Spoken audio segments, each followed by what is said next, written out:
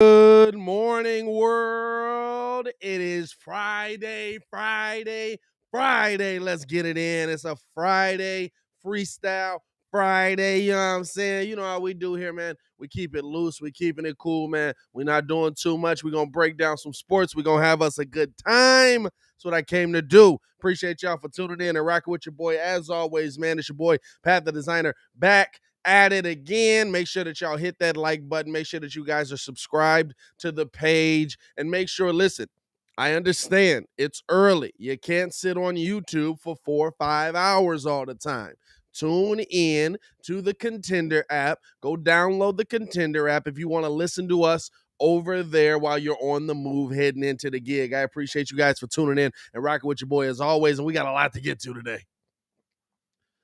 We got a lot to get to today. You know why? Because we got NFL playoffs. We also got Bulls injury update to break down. And then, of course, going to get into some fun audio that I thought was hilarious, especially from Charles Barkley. Getting into that, what we heard last night. Now, just having a good time, man. I appreciate you guys for tuning in and rocking with your boy. As always, man, like I said, hit that like button, subscribe to the page. This is what we do. This is what we do. How you guys feeling this morning? I'm excited. Today's a good day. Today's a good day. You know what I'm saying? It's a Friday. Got a little bit of work to do. Got Bulls live tonight, and P.kidd's going to be holding that down for your boy because I procured some tickets to the game.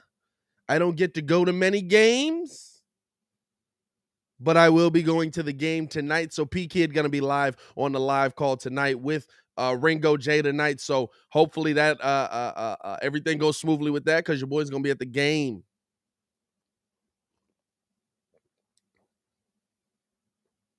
We got the chat cracking already, man. Shout out to Noe. Shout out to Mike Davidson. Clayton got a couple of super fans in the building. Chi-Town Hustler in the building. Shout out to you, my boy. So yesterday,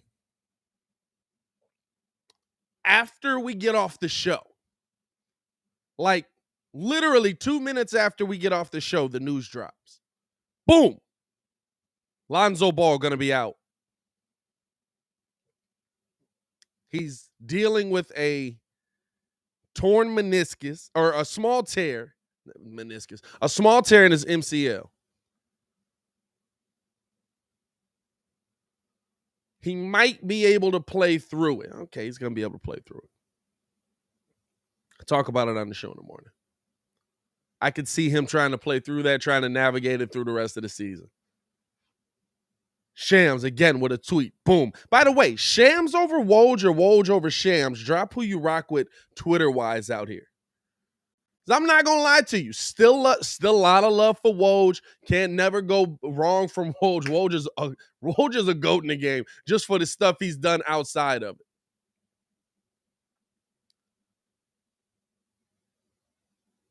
The pick where he's peeping back in, hilarious.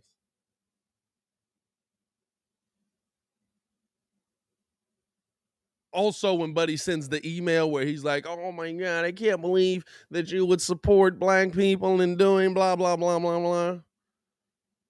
Woj sends him back to, come on, my guy. Get up out of here. But Shams, to me, is killing the news game right now. But anyway, I digress. So I get into the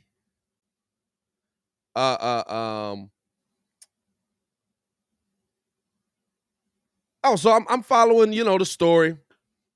Maybe 10, 15 minutes later, Lonzo Ball weighing his options on surgery or not.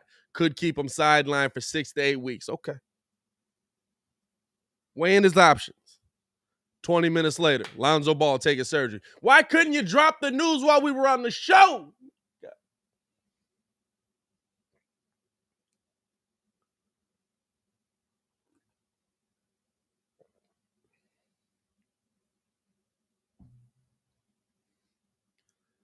But here we are to react to it, give you my reaction to how I think this is going to affect the Bulls, how I think this is going to affect the team moving forward.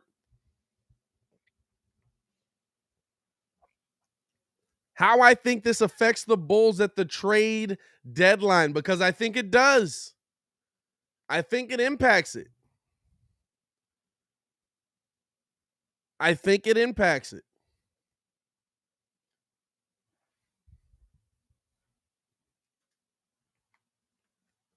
Let's break it down. To me, starting off, looking at the length of time Lonzo will be out. First things first, I'm glad he elected to get the surgery. I am. I didn't want to see Lonzo try and fight through it, try and play through it, and then tear it more later in the season, and he goes down with something worse. So I am actually happy that Lonzo elected to get the surgery.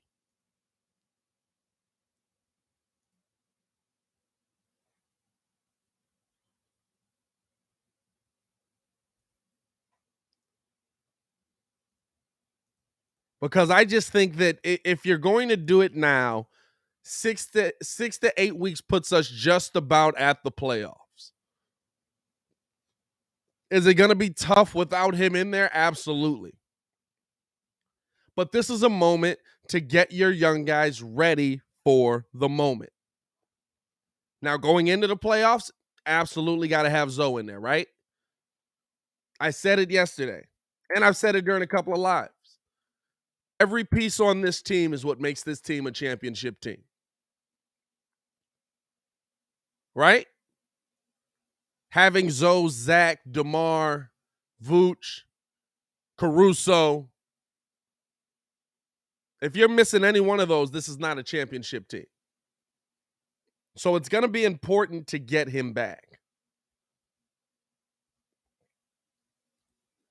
But I would rather have him back ready to go, rested, prepared for the playoffs, than have him try to fight through the injury. Especially when you've got a couple of guys who have been on the bench that have shown you that they're absolutely capable of not only playing well off of the bench or playing well in that starting role, but also capable of playing through those tougher point guard matchups. Because we got the man formerly known as Ringo J. Stefana Don pulling up on us. What's good, Steph? Yo, what's good? What's good? That mic sounded crisp today, my boy. Appreciate you for pulling up on your boy. Just breaking down, the Lonzo injury right now. Talking about the impact it's gonna have. And I like that he elected to get the surgery. What are your thoughts on it? I mean, yeah, I would rather him get the surgery because if you look at it, what did they say yesterday?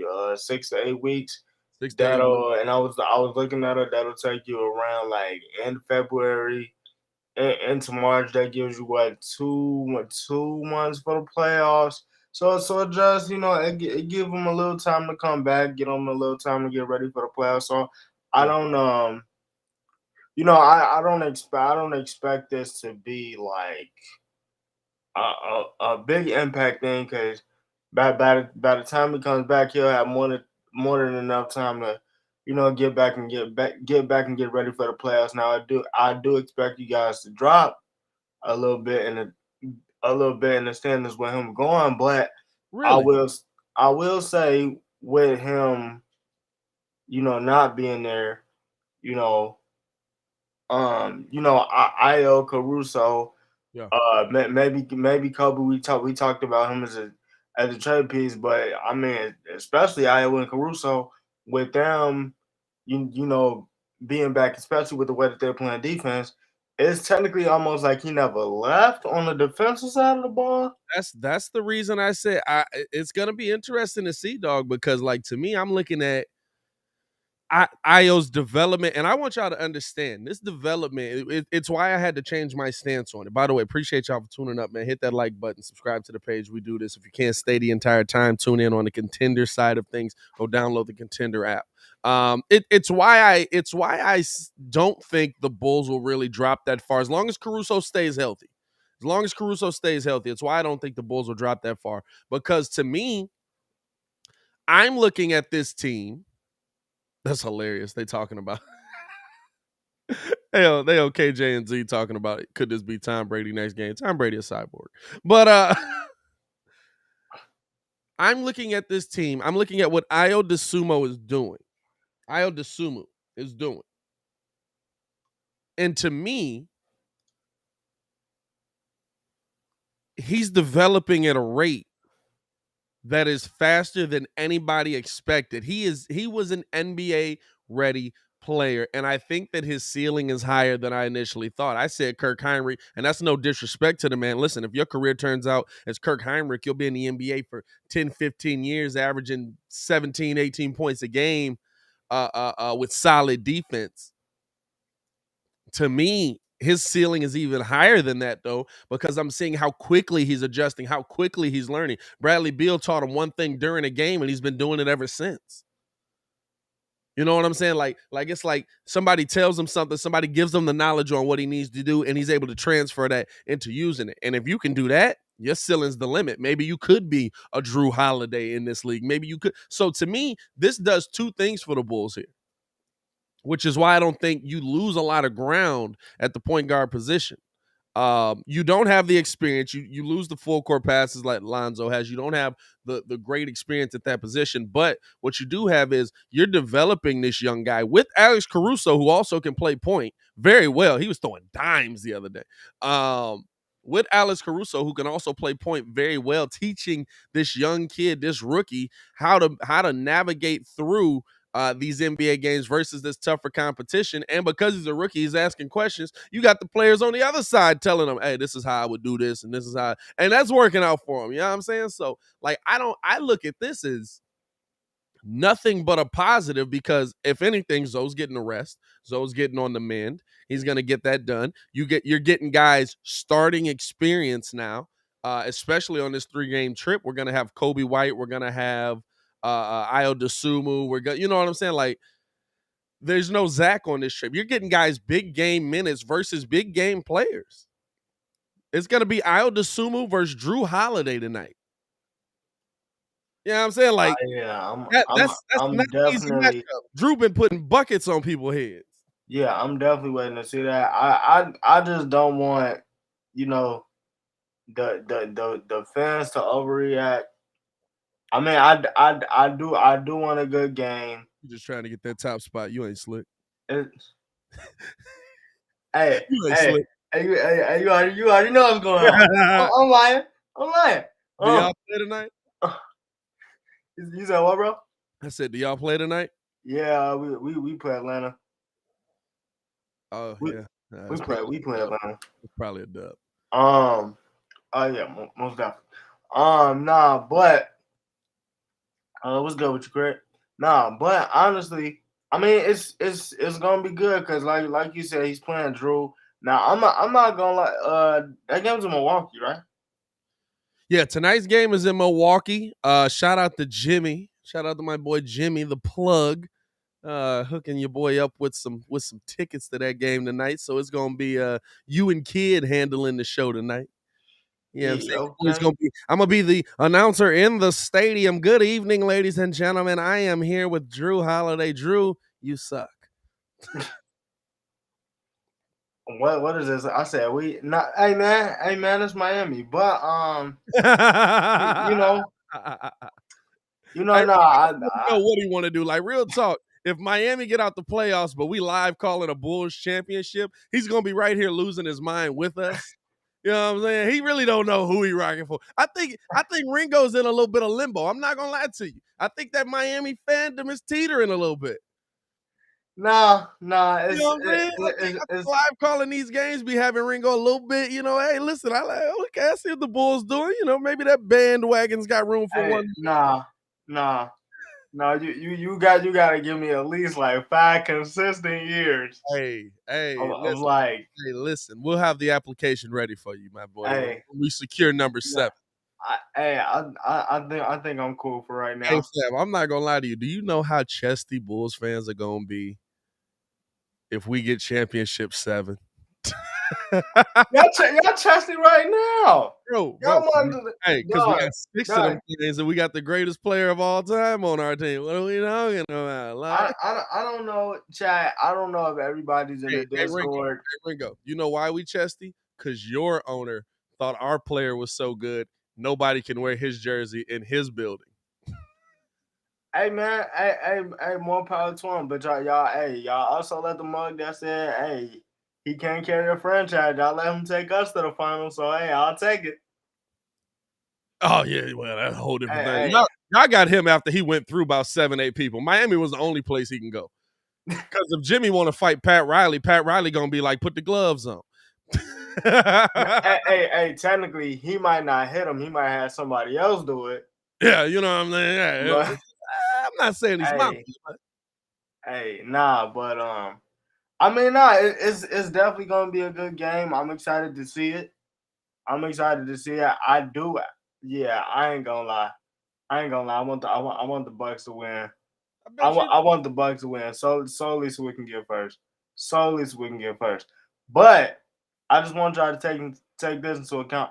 These mugs still got what, 2 more games to play because they're in the same division as y'all. Oh, Bulls Bucks. Yeah, the schedule was done. Yeah. It's The still schedule two was more so good. games to We got play. no games against the Knicks left, but we got 3 against the Bucks. How'd that work out? So, Yeah. Okay. our marquee matchup, get them out the way in December. All right. All right. But yeah, I mean, I'm not really tripping on it. This isn't really gonna have a big effect on them on defense. Yeah, you lose the full court passes from Lonzo, but I mean, other than that, with the way the IOs come on, I think they should be straight. I just feel bad for Kobe in this situation. That's my only thing. Well, this is the question, right? Because listen, I understand nobody wants to trade Kobe. I don't want to trade Kobe. I like how Kobe plays. It's gonna happen. I'm also not overvaluing my assets anymore. So here's the dilemma that now comes into play. Do you have to adjust your thinking on your moves at the trade deadline, knowing that you will be without Lonzo Ball for a considerable amount of time? You don't want to go into these games with Matt Thomas as your next best option at guard if somebody goes down. Right now, you're using all of your guard play that you have, but you're going into this with Ayo Dosunmu, Zach LaVine when he comes back, DeMar DeRozan, and then off of the bench, you're going to have Caruso and Kobe. If you move on from Kobe White now, and the only reason I'm saying move on from Kobe White is because he's the only asset that's off of the bench that has that kind of trade value right now. If you are to move off of Kobe White, right now you've got a big hole at your guard position. If somebody goes down, you know what I'm saying? Right now it's like, okay, we can navigate through it, but if somebody goes down, your next guard who's also doubling as a forward is Troy Brown Jr. You waived Devon Dotson already, which I mean, it's tough, but I understand it. I wanted him to be good. I wanted him to be I want him good. to be Bro, good so bro, bad. bro, bro is such a bucket. Bro is such a Just, bucket. just maybe not an NBA bucket. Yeah, just not Maybe NBA not bucket. an NBA bucket. College bucket, yeah. College NBA bucket, yeah, just maybe not an NBA bucket. I was a yeah. little hype on Devon Dotson. I'm not gonna lie to you. I was kind of sad that he didn't end up working out for us. I mean, Craig, I'm not even gonna hold you. I mean, I heard the Paul Millsap news. I mean, I wouldn't trade for him. I wouldn't trade I Kobe for wouldn't him. trade for him. Same thing. Cause now you got him. You got Al Horford. Um, That's possibly on the trade block. There's a lot Which of technically, I feel like he's an older Daniel Tice to me. who? Al Horford is very smart. Oh no, Al Horford. Al Horford definitely got more Al IQ. Horford has very high basketball IQ. I just wouldn't trade for none of them mugs. Yeah. I let the buyout market rock. But this is why I say pay attention to the buyout market. You never know who's out there. Yeah, I would say keep an eye on that. The buyout market is unpredictable because you don't know if guys are going to sign with you. But even that, like to me, I look at that team as first off, Paul Millsap is a genius move to me. If you can get him for one reason and one reason alone, he's been running practice with these mugs, and as you know, That don't mean you can stop him. but as you know, down in Miami, that makes a big difference when you go up against the Milwaukee Bucks of the world. You know what I'm saying? Oh well, yeah. It's something. I'm gonna be honest with you. A lot of that. Now, I don't mean you're gonna stop KD or James Harden or Kyrie. Those are game changing players. Hey, listen. A lot of times they'll tell you what they're gonna do, and because it doesn't matter if you stand in front of them. That's what But I'm gonna do. I'm gonna hit you with the in between cross between the legs, behind the back. Throw it to James. James gonna throw it to me. I'm gonna throw it off the glass and dunk. fam, did you ever see? They had one where it was like mug or the best trash talkers in the league, all on a podcast, like from history. And Oh so yeah. it was like Gary Payton, Draymond Green was on there, and they were talking about like how Larry Bird would trash talk, and he was like, "Fam, it's the best trash." Gary Payton was like, "It's the best trash talk I've ever heard." He said, "Now I want you to understand this. I'm gonna go over there. I'm gonna shoot this three, and I'm gonna bust it on your mother in head." I was like, Larry Bird said this? But see, you know what though? I feel like Larry Bird had that like Tom Brady type, like he messed with you, but he wasn't gonna let you know until after the game. Like Yeah, that mud. No, that you. Hey, that's one of the best I Am Athlete podcasts. That Devin Hester. I ain't watched the AB one yet. AB sounded a little drunk. not yeah. They said that's when is that January? No, that should be today. It should be today. Yeah, It no, should. that should be today. Yeah, Yeah, I haven't watched that one yet. But no, that's I today. just. So do you think that because listen, if we were going to make a trade for, and you know the names that have been attached, Jeremy Grant, Christian Wood, um, Miles Turner, who else has been there? If you're gonna make a trade for guys like that, Kobe White has to be a part of, Oh no, right? yeah, most definitely, most definitely. I feel Does like this change your approach to the trade now? Does this change the player you go get because now you want to hold on to Kobe White? mm, yeah. I feel like possibly, unless we get another guard back. Like if you telling me, um, yeah, if I don't know, cause if we was to make the Jeremy Grant deal, Right? I mean, if they was to make the Jeremy Grant deal, then that means it'll possibly have to be another guard coming back, and I feel like they willing to give up Killian Hayes for a bag of Takis. That don't help me either, though. I don't want that. Like no, I feel like they're just gonna grab Killian and then like facilitate him somewhere else to get somebody else back, possibly. Who you gonna I don't get back know. for Killian Hayes? That man trash too. Like I don't know. Killian Hayes is big Yeah, buns. That man nah, ain't in the yeah, building. nah, Hey, nah. That was like Nobody wants to see that. I'm not gonna lie to he you. Nobody want. Listen, he you. played overseas in the same league Luka did. That don't Hey, mean that I'm man not is sending Luka. you an Italian beef for Killian Hayes, bro. They took him high too, didn't they? Dog, yeah, yes. They took him high. That man was bad immediately. Hey, they got him in the first game, and they was like, "Oh, we messed up. Oh, we messed up." Whose man's is this, bro? But Yeah, bro, that's why I say I don't know. I don't know why mugs be tripping out. When they be like, oh man, like he played in the same league as Luca. Like yeah, it wasn't the same exact league, but he got the 14 and under MVP. yeah. What what that mean? Hey, that means some years that he didn't get that MVP. I'm not That like means it's absolutely some years that he didn't get that MVP up in there. it's Um, man. I'm like, bro, just the scouting. I just be wanting to know, hey like, what fam, y'all. Debo come through spicy this morning. Shout out to Debo in the chat, man. Debo come through spicy this morning. We ain't seen Debo in about 2 weeks.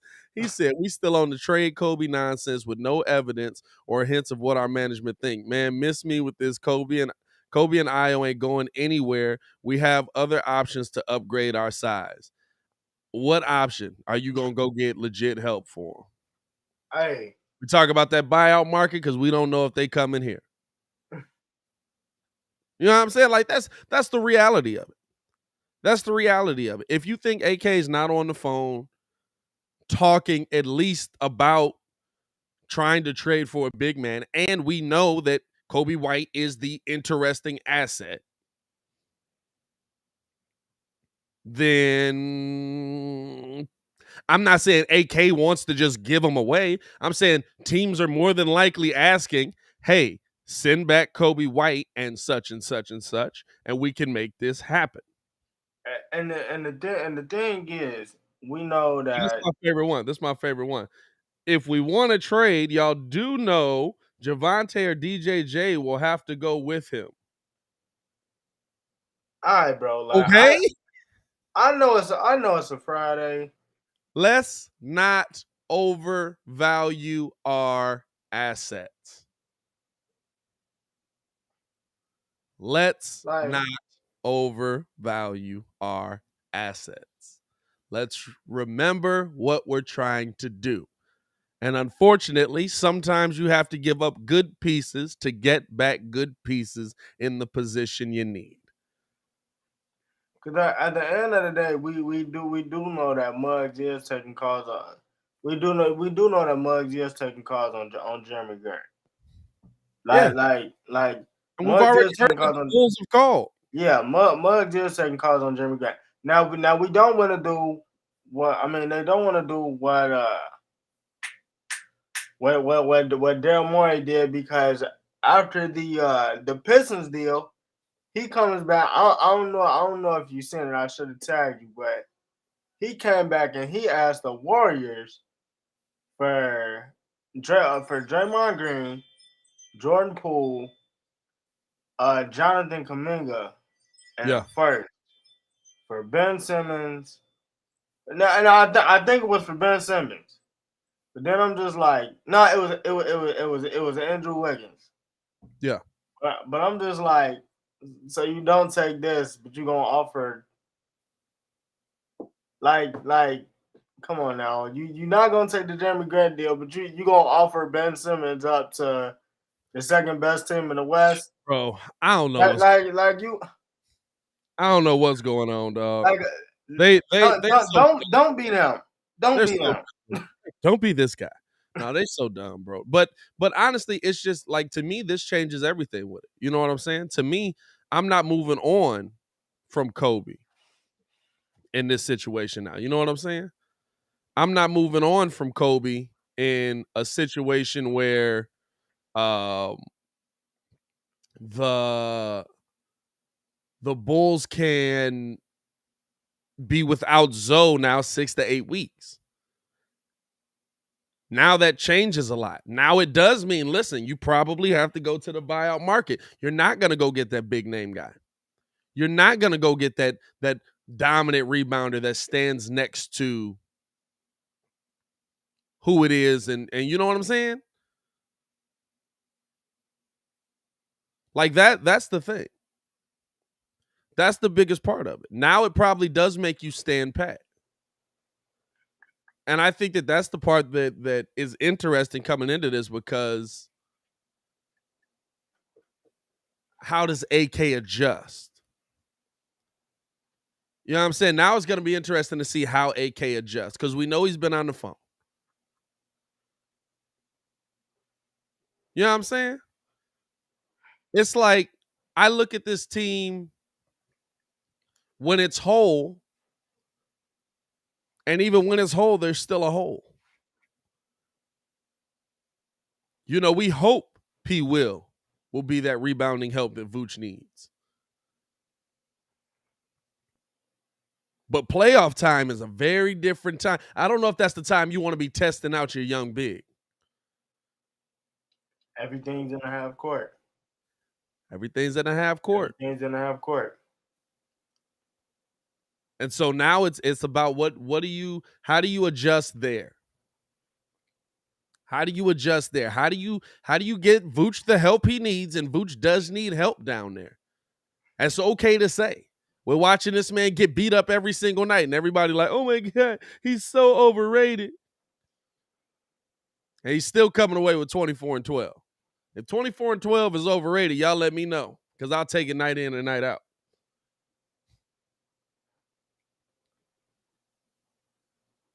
But it's going to be interesting to see how the Bulls adjust from that.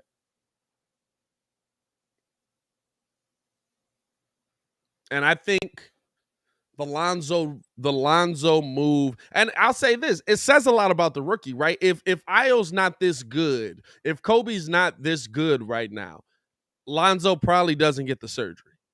You think? Yeah, most definitely. I don't think he gets the surgery, because there has to be a certain type of it gotta be a certain type of trust there. It gotta be a certain type of trust there where, I mean, and that's credit to Lonzo, kind of, because it's like, yo, I'm working against these dudes in practice. Yeah. Every day. So I see what's going on. We teaching them up, and we let them know what's good. And the fact that he's accelerated this quickly, I mean that's just a credit to him. Yeah. I mean, and look, let's be real. The reason Kobe is this good right now is because these guys are in the building now. You know what I'm saying? The reason Kobe White and Al DeSumo are developing this fast, it's not on their own merit. It's because you have smart players in the building with them. You're raising their IQ level. It's just like watching the Phoenix Suns last night. Same team is on the court at minus adding Jay Crowder to it. And that team was in the championship last year, and they're still rolling. Rolling. By the way, Dallas making a nice couple nice moves in the right direction for them as well. Dallas is so confusing to me. They're very confusing to me, dog. I'm watching the game last night. I'm like, Luka's playing great defense. Can't believe I just said that. Dog, my thing is, fam, I swear, Reggie Miller said it on the call. He said, I think this is the first time I've called a game that Kristaps Porzingis has spent this much time in the paint. I was like, fam, they don't know how to play this man down there. They have no idea how to play Porzingis. Porzingis, get out. Just come to Chicago, bro. Bro, it's like that they play him some games like Larry, and then the other games they put him in the paint, and it's just like, all right, what are we doing? Bro, it's so confusing to me. What are we doing? Do you know? Because I don't know. I just want to figure out, like, do we got any idea? Because I don't. It's just so confusing to me, dog. You know what I'm saying? Like, it's like I watch the Mugs play, and I'm just like, This is great team defense. This is great physicality. This is like Luka's playing through the contact. Porzingis is down in the paint banging. I think it's probably the first game I've watched all year where both of them were eating at the same time. I'm like, fam, what is this team? I have no idea what this team is. And the problem is, I don't think Jason Kidd knows either. Nah. Yeah, what are y'all doing? What are y'all doing in the press conference? I don't know. I don't know. I got no clue. No, but just wanted to get into that, break that news down this morning because we heard that news drop right after we got off the show yesterday. So it's going to be interesting to see what the Bulls do there. It's going to be interesting to see how they adjust to the Lonzo news, and how I'm going to be honest with you. It's going to be interesting to see how Billy runs the bench once Zach LaVine is back, because now that makes Caruso and Kobe your first two off of the bench probably. Instead of bringing in well, I guess that's probably the same because he was bringing Kobe in pretty much first off the bench in the early season when everybody was freaking out about Kobe White still sucking. Fresh off of shoulder surgery. He can't play, bro. Like, dang, can he get used to shooting again? No. Oh, all right. My bad, dog. My bad. Should we start adjusting? Yes. Yeah, you know what I'm saying? Hey, man, we appreciate y'all for pulling up and rocking with us, man. Hit that like button. Subscribe to the page. We do this Monday through Friday, 6 to 9 a.m. We'll also be live for the live call tonight. That's going to be done by my boy Ringo. And, of course, P.kidd will be holding down the play-by-play. Hey, listen, it's going to be – I'm not going to lie to you. I'm still going to be watching y'all just to see how many people turn on Kidd in the chat. I want to see. I want to see how the chat reacts to Kidd without me there to combat him, because to me, that's gonna be hilarious. I'm probably gonna lose some subscribers tonight because Kidd gonna say something reckless at some point that's gonna piss off the entire chat. But no, man, I appreciate y'all for tuning in and showing us love, man. Your boy's gonna be at the game tonight, so you're gonna have the Brodies holding it down. That's the good thing about having a team. That's right. Hey, Gary, make sure y'all dropping that. If you're a Breeze super fan, by the way, if you're not a Breeze super fan and you're gonna be in the live tonight, join up on the Breeze super fan so that you can get the P.kidd emoji down there. I want y'all to just drop that all night. Just drop the P.kidd emoji anytime kids say something remotely on a sports take, like, dog, what are you talking about right there? Just drop that all night. I want to see P.kidd emojis all night long, bro. I'm not gonna lie to you, dog. But hey, no, real talk. The bros gonna hold y'all down. Y'all hold the bros down. We got a real family here. I appreciate y'all for showing that love to us. Also, make sure you check out the Contender. If you can't sit here and just listen to us for 3 hours a day, you can also, or you can't sit here and watch us for 3 hours a day, you can also listen to us over on the Contender app. Download that wherever your app store is. I didn't realize how many app stores is really out here. Dog. First off, I haven't seen somebody with a Microsoft phone in years, but I seen somebody yesterday with a microphone and or with a Microsoft phone, and he was like, yeah, I gotta go to like my I don't even know what it is. It's their version of the app store, but it's like the same thing as like downloading a computer app. I was like, what the heck is that? Like, where'd you even get a Microsoft phone? I know Microsoft was still making phones out here. He was like, oh, honestly, it's the best phone on the market. You get the most bang for your buck. Like, shut up. I'm trying to make this mug work. I'm not trying to run the world. But what's it? Let's see. What we got? First off, we got Mike Davison said Kidd's gonna take away the scoreboard and start playing jazz music for petty reasons. You know what? I can't tell you he's not. I can't tell you that he's not gonna do that. Hey, listen, y'all just keep it. That sound like Tommy would do. Let's just keep it semi-cordial tonight. Yeah, I'm saying let's keep it somewhat cool. Watch, this is gonna be the only game I'm ever gonna be able to go to, because I'm gonna come back and Muzz gonna be like, it's gonna be like when when you leave your when you got left at that auntie house that you really didn't like. Is that what tonight's gonna be? Shout out to Marcus for pulling up, man. Is that what tonight's gonna be? It's No, gonna be like when you leave somebody at that auntie house that they really don't rock with. You know what I'm saying? man, By the time you get back, it's just like, please, mama, please don't leave me over Auntie Teresa's house no more. it's it's it's just for the night. Be cool. All she watches Judge Mathis reruns. Bro, that ain't nothing Nobody's to on do crack. with it. He wasn't on crack. Bro, let's just all keep it cordial tonight. Yeah, you know what I'm saying? Let's keep it cordial. Man, Oh, man. Shout out to y'all, man. Shout out to y'all. Hey, let's get into a little bit of NFL, my boy. Because we got playoffs. Playoffs. I just hope we can win a game. Jay Chris said you'll be down to 1K subs. Pimp's going to burn your crib down. Well, he'll be at his house at least. He'll be at his house, but it's going to be interesting. Let's get into a little bit of playoffs, man, because we got to do our playoff picks. Right now, I believe Ringo is leading the pack. Let me double check the old notes here. Okay, I guess notes just not going to pull up. It went to like the Wikipedia notes. I don't need that. Let me double check the old notes here because I hey believe. Mike, hey, why does the auntie have a litter box but no cat? Shout out to Mike on that one. That's a great one in the chat. Why does Auntie have a litter box and no cat? Honey, I don't know. I don't know. I'm trying to see. I had all the numbers pulled up or set there. I got my picks there. All right. I'm gonna have to redo the score. I believe it was you. I'm gonna have to double check it. I believe you and Rob were in the lead with 5 points. So just looking at this week's picks, man. Looking at these games this week. Let's break this thing down. And let's start it off here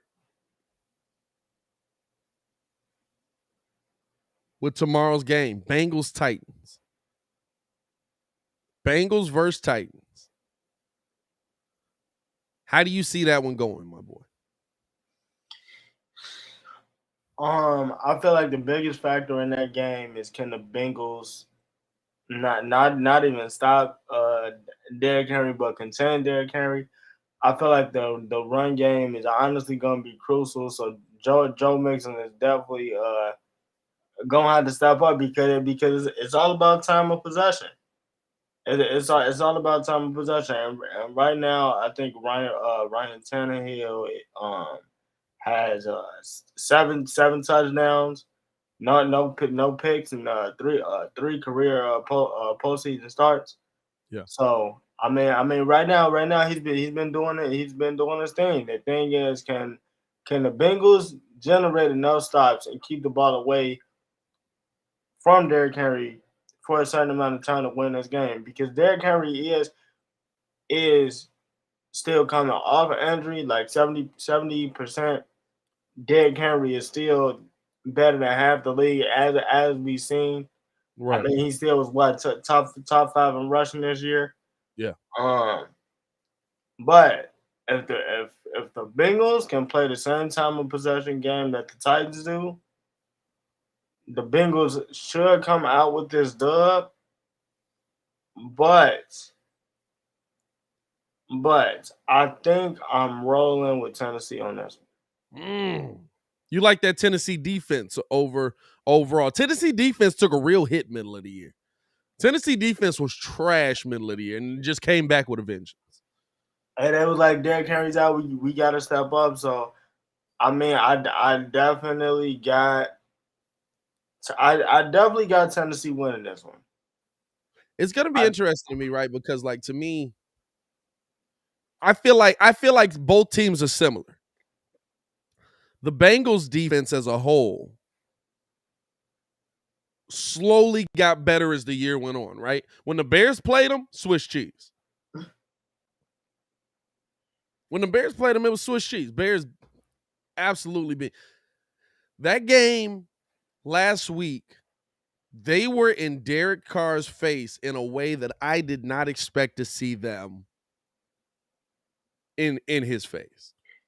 Hey, so real quick, I do Yeah. got I do got the scoreboard for the playoff picks. So Rob got 5. Did I tweet it to y'all? Is that, or did I Yeah, text it to you? Is that yeah, what it's on the breeze page. happened? Okay. Yeah, so Rob got 5, I got 5, James got 4, you got 3, Kid got 3, and AD got 2. Oh, you know what? I don't think I updated it with the last game though. So you might have one more. No, you don't. You No, lost. no, I don't.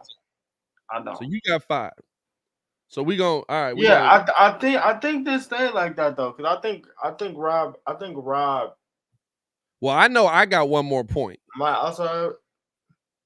I got one more point. Okay, Hey, okay. listen. This is a 4-man production out here. Yeah. So it ain't always up to date. It ain't always up to date. Torian coming through with all his picks right now. He's got Bengals 33-31. He's got Chiefs 38-35. He's got Rams 31-28 and Green Bay 28-24. Interesting. Interesting. Not bad. He's got the Rams beating Brady. I can't do it. No, I look at this game very like, to me, this Titans game is so dependent on Derrick Henry that it could hurt you, right? What I mean by that, if Derrick Henry's eating up a ton of time, if Derrick Henry, you know what I'm saying, stuff like that, that works in your favor if your defense keeps Joe Burrow from scoring quickly. But the question mark comes in, do you think that Derrick Henry, or do you think that Ryan Tannehill can be effective offensively as well? Do you think that that offensive lineup, even with Julio, even with, you know what I'm saying, can be effective as well? Because Uh, to me, I think if Derrick Henry's the only focal point you have, you might be in trouble. yeah, I'm not gonna lie to you. And the thing is, and look, I learned this from playing Madden. Hey, you get down 14, dog. You as much like running the ball, you get down 14 early. Yeah. That that game plan is gonna have to change. So, but I think Ryan Tannehill does enough to get them into the AFC Championship game. Because I feel like because you got to remember they lost Oben Joby. Uh, the Bengals lost Oben Joby last week. Yeah. We don't know if Trey Hendrickson. Yeah, I think he went out as well. I don't know what's up with him. I think he had an ankle injury, so we don't know technically if he's playing. Even though I think he will because it's a playoff game, so I think he'll give it a shot. Yeah. But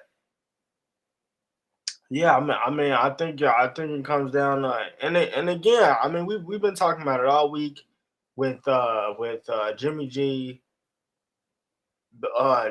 Baker, all those guys. Like I just need you to make enough throws. Right. Like don't. I know the game not gonna be perfect. Just don't sell it because Jimmy G was dotting up the Cowboys. Made one throw. Shanahan was like, "We run the ball for the rest of the game. We have to run the ball the rest of the game." Like, Yo, facts. Hey, they took that the, ball clean out of his hand. That's why that's the interesting thing, right? You know, where Kid doesn't like how Shanahan does Jimmy G, but I'm like, I think Shanahan is saving Jimmy G from a lot of the backlash that he could get because listen, Jimmy G's probably that game manager. Yeah, I'm saying he's probably just the hey, we're in this game not because of me, but I can absolutely play us out of this game. I think he's that kind of player. I just do. I think he's good, but I don't think that he's on the same level as Derek Carr. I don't think he's a guy that wins you the game. I think he's a guy that is a part of the wins that happen. You know what I'm saying? Because there's a lot of times where Kyle Shanahan, like you said, just be like, absolutely not. No, we're not doing this. No. What's your pick then? Who you going with? Who you going with? What's the score? Now, see, the crazy thing about it is the Bengals won, so you would be more inclined to go with momentum. But I would say with them losing, Obenjobi, Hendrickson's up in the air. I have to go with I gotta go with Tennessee. Yeah, I gotta go with Tennessee. I gotta go with Tennessee. Score. I would say 28, 20. I would say 28-24. 28-24. But don't let the game be close, because if the game is close, then I feel like if the game is close with Joey B with the ball in his hand, I think he can make something happen. But you definitely know that they're coming for Jamar Chase. See, and the interesting thing is, I'm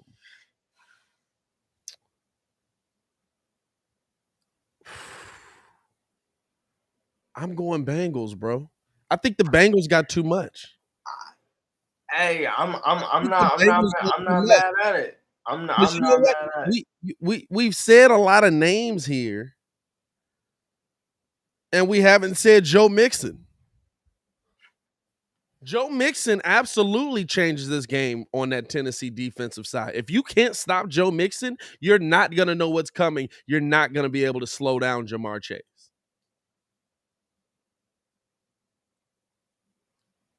You know what I'm saying? Like he's such a game wrecker at that position. You know what I mean? Like that. Oh man, I think the Bengals actually got too much firepower on this team. Because like let's be real, right? Like Tannehill and AJ Brown is not a matchup you're worried about. You're worried about what Derrick Henry can do. But you can't underlook it or overlook it. I don't know why I said underlook. What the heck is that? You can't overlook the matchup of AJ Brown and Ryan Tannehill, because that's the one that can break your back. Like Derrick Henry, at a minimum, if Derrick Henry has a career day, 250 yards, 3 touchdowns, guess what? It's 21 points. It's a great day, crazy day for a running back. Running back scored 21 points. It's 21 points. If you do that and Ryan Tannehill throws for a touchdown, that's 28 points. That's where the game changes. And to me, if you're going to do that grounded pound, we're going to run the clock out, the Bengals can attack you fast. So you're gonna try and run that clock down as far as possible, and the Bengals are gonna be down the field. I got Bengals winning this one. I'm gonna say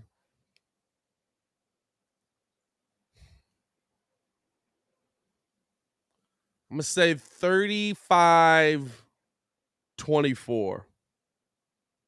Going big. Okay. I'm not mad at Derrick it. Henry has 3 tutties. The thing is though, too, dog, like the Bengals is playing with house money. No, nobody cares. Yeah. It's just like Jamar Chase and Joey are like, all right, it's whatever. And the crazy thing is, it's so interesting because if you look at, I, let's just say they do win the game, right? Boom, Bengals, AFC Championship game. We go over to the next game, Buffalo and Kansas City. The Bengals beat Kansas City already. Yeah. The Bengals beat Kansas City already. But you know what? I don't know if Kansas City gets through Buffalo. That's an interesting matchup. And that's the thing because Buffalo's up for that game. You know what I'm saying? And Rob's pick on that, shout out to Rob on the Contender side this morning. He's going Bengals too. He's got Bengals 28-24. And just to update y'all on how the game works that we playing. We still haven't figured out what we playing for. We might just be playing for pride. But Hey, just to update y'all on how the game works. For every team you pick right, you get a point. If you pick the right score as well, you get 3 points. Nobody's picked the right score yet. Ringo came close. And I think I came close in the I came close in the KC game, but the Steelers scored one more touchdown. I had the Chiefs score right. And I think you came close. I want to say in the Bengals Raiders game, one of them you came close on. I think it was that game, to be I think honest. it was the Bengals Raiders game. I think you came close on that one. So but nah, man, it's gonna that to me, looking at that Buffalo game, dude. Buffalo versus Kansas City.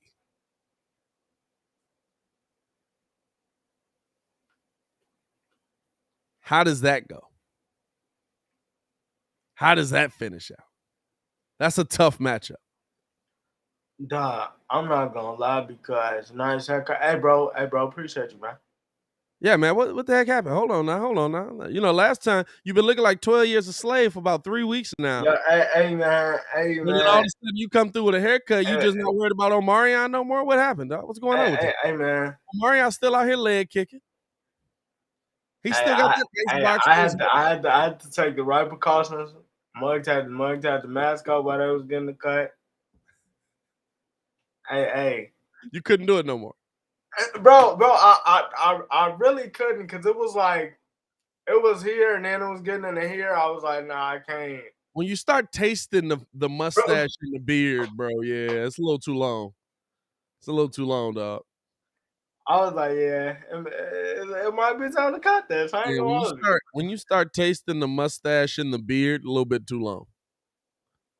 The Yeah, Shy man. said Paul Millsap just got waived from the Nets. Where you seeing that, dog? Because Woj and Shams ain't said nothing about that. Hold on, I got you. I already looked. Woj and Shams ain't said nothing on that. It ain't real. Hey, It ain't real. it ain't real unless Woj say it. But no, man. It's what? Hold on. Hey, Brian, relax this morning, dog. What's going on with you? Jesus Huh? Christ. This is All why we right. can't have the chat on the screen no more. Um, This is why we can't have nice things. this is why we can't have nice things. No, man. I look at this. I look at that matchup, man. Buffalo versus KC. I've got like to Yeah, me, yeah, that wasn't real. this is I know it was. This is a gunfight. This is a gunfight to me. I don't think the Bengals, even with how good their defense, by the way, that might change the Leslie Frazier narrative coming in. Even with how well Buffalo's defense has played, I don't think they shut down KC. I don't think they shut down Pat Mahomes. And so, to me, I got KC getting this one. I got KC getting this one. I think Kelsey's too big of a factor. I think that uh uh um I think that the how Pat Mahomes spreads the ball around, like and the fact that they finally found a running game. You know what I'm saying? Like that's game changing what The we saw thing last. is, do they use it? Man, they were using McKinnon heavy last week. You know what I'm saying? Man, If you use that run game, that just makes them all the more deadly. All the more deadly. And so, like, to me, I look at that game. I absolutely got to go KC in that. I'm absolutely going KC on that side because I think there's just too many weapons for Buffalo to cover. Buffalo's got a great defense, but how many weapons can you cover at once?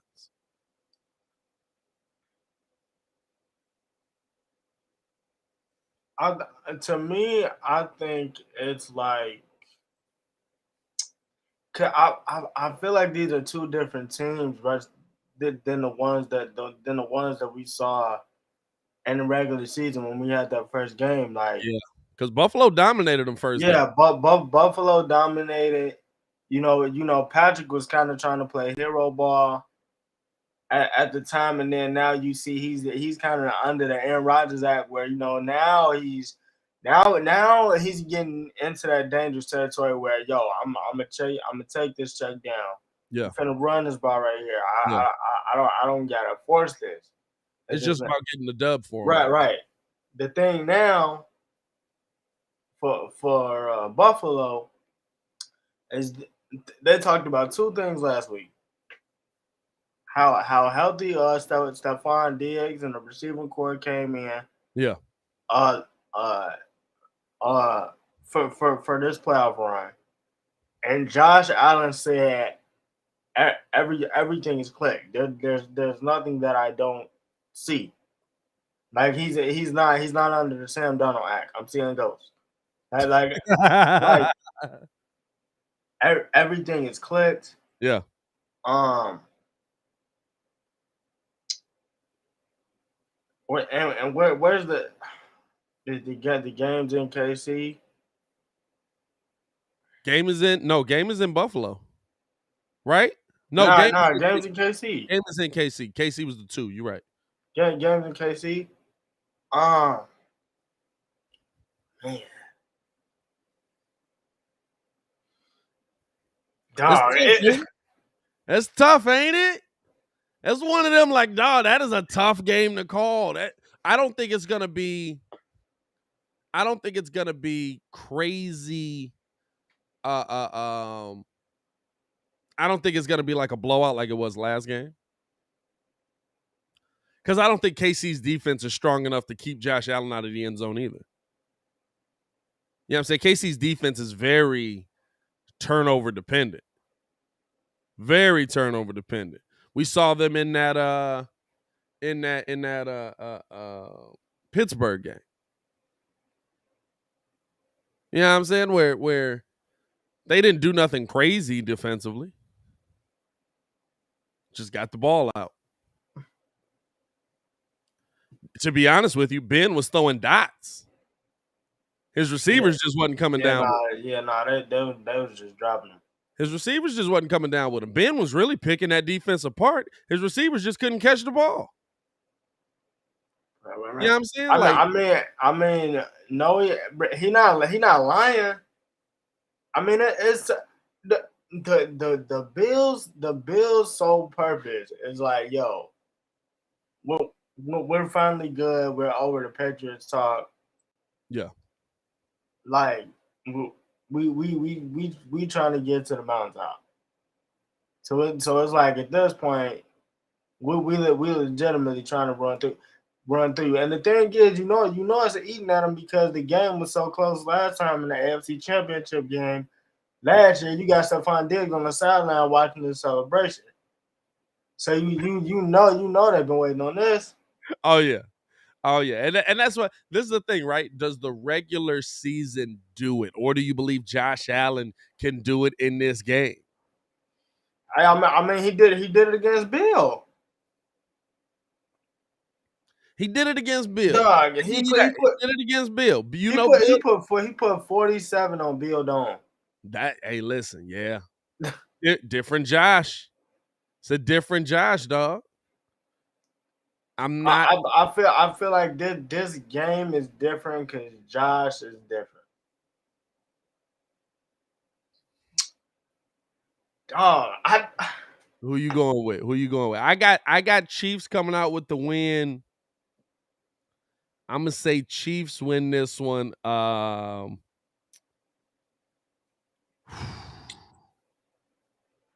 Let's go.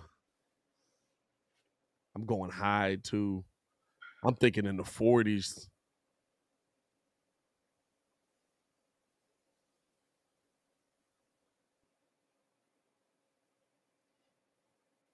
Let's go 42-35. Shootout. Gunslinger.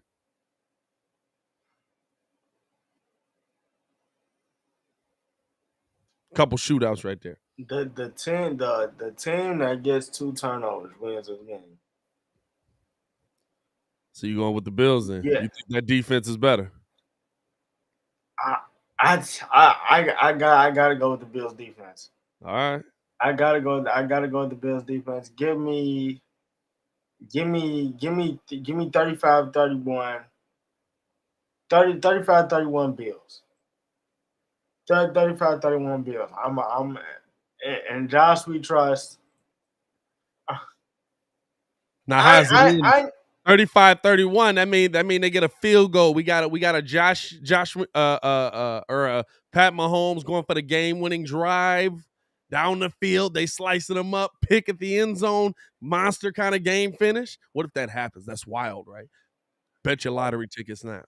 or Josh drive down there. Oh, Josh driving them down there. 31-28, game-winning tutty. Ugh, it's gonna be. I got Bills. I think they learned from last year. Yeah. And as much as I like the Chiefs, I still trust the Packers more than that one. No, I'm not gonna lie to you. Ugh, been there 2 times though, dog. Been there 2 times.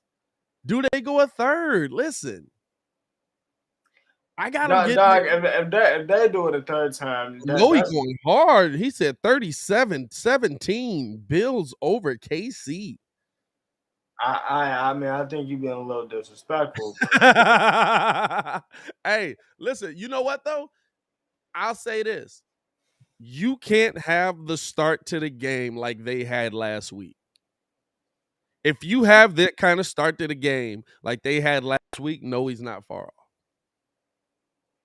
Except 37. Oh no, yeah, no, you can't do that against the Bills. 37 would be. That means they got a safety in there at some point. You can't because like how Pittsburgh's defense was in the backfield the entire first quarter. How they were pushing, how they were getting the sacks. They get the intercept, or was it no strip fumble, right? TJ Watt picks it up, takes it into the end zone. You do that versus the Bills? Yeah, trouble. It's gonna be trouble. If they smell blood in the water, it's gonna be trouble. I don't need it to be too much trouble though, because then everybody gonna be like, Leslie Frazier, the next Bears head coach. Which I feel like he might have a job already. Nah, that's the thing. I feel like he might have a job already. I'm not gonna lie to you. I do find it funny, yo. You know, Dawson Knox. You know, he don't be doing nothing in fantasy, bro. Dawson Knox be so up and down, bro. Dawson Knox be so up. Don't it? Hey, look, I'm glad Dawson Knox is prime Gronk right now. I'm glad I didn't have him, dog. Regular season Dawson Knox is that man is literally, we need a yard and a half, go be tall. Postseason Dawson Knox is 2008 Rob Gronkowski. How'd that work out? Hey man, we're gonna take a quick break. we're gonna come back on the other side and pick for this NFC side, because that's gonna be interesting too. Got a couple interesting questions attached to that as well, man. We appreciate y'all for tuning in and rocking with us this morning. This is the Morning Breeze. We'll see y'all on the other side.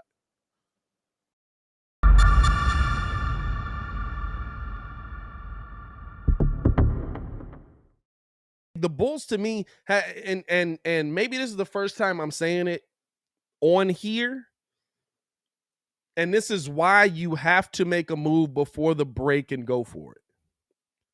The Bulls, to me, absolutely have the makings of a championship roster. 100%. They have a championship roster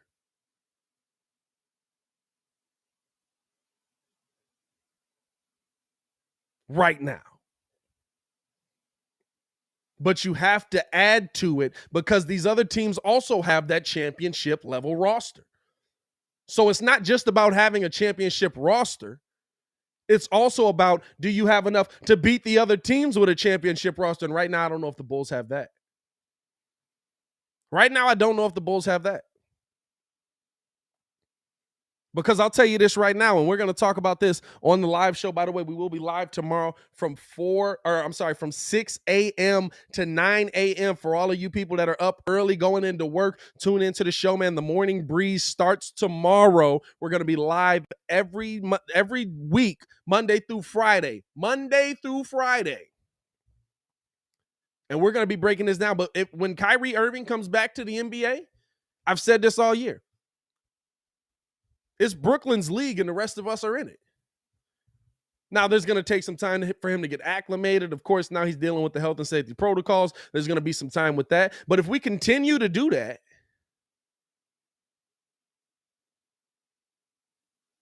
if we continue down that path where one day he comes back, then we're in a position where Kyrie Irving is the key to unlocking Brooklyn. And if they're fully healthy, and at this point, it doesn't even matter. We've sat here all season and talked about the struggle that James Harden is going to have. We've talked about all season, like, he can't do it. They're not going to win a championship. James Harden is not a factor anymore if Kyrie Irving is 100% healthy. Now, of course, there's still the fact that I say that we've never seen Kyrie 100% healthy. The one time we saw him healthy, he helped win a championship. Yeah, I'm saying. But to me, that's the biggest thing that the Bulls have going for them. The unknown of Kyrie. But now you have to add to your roster because he's back. So if he's healthy, if he's playing along with Kevin Durant, who's been dominating the NBA, the league is theirs. Let's not get it twisted.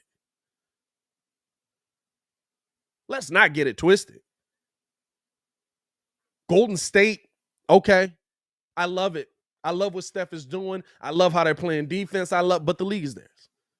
And I hate to say it like that. So now you have to figure out, how do you improve your roster to get to the point where the league isn't theirs?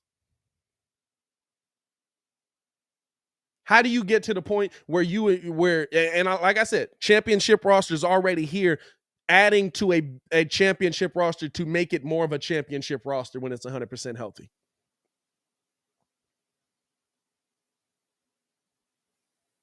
We've seen a lot of championship rosters get beat. A lot of them. Shaq and Penny had a championship roster, got beat.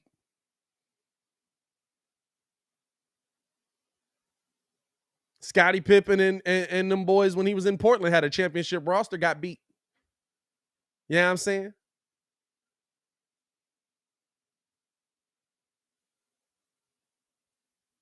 We've seen a lot of consistent championship rosters get beat. Championship level rosters get beat by better championship. How do we get to that point? And so now you're looking at who can you add to this team. And AK told you he's still going to add.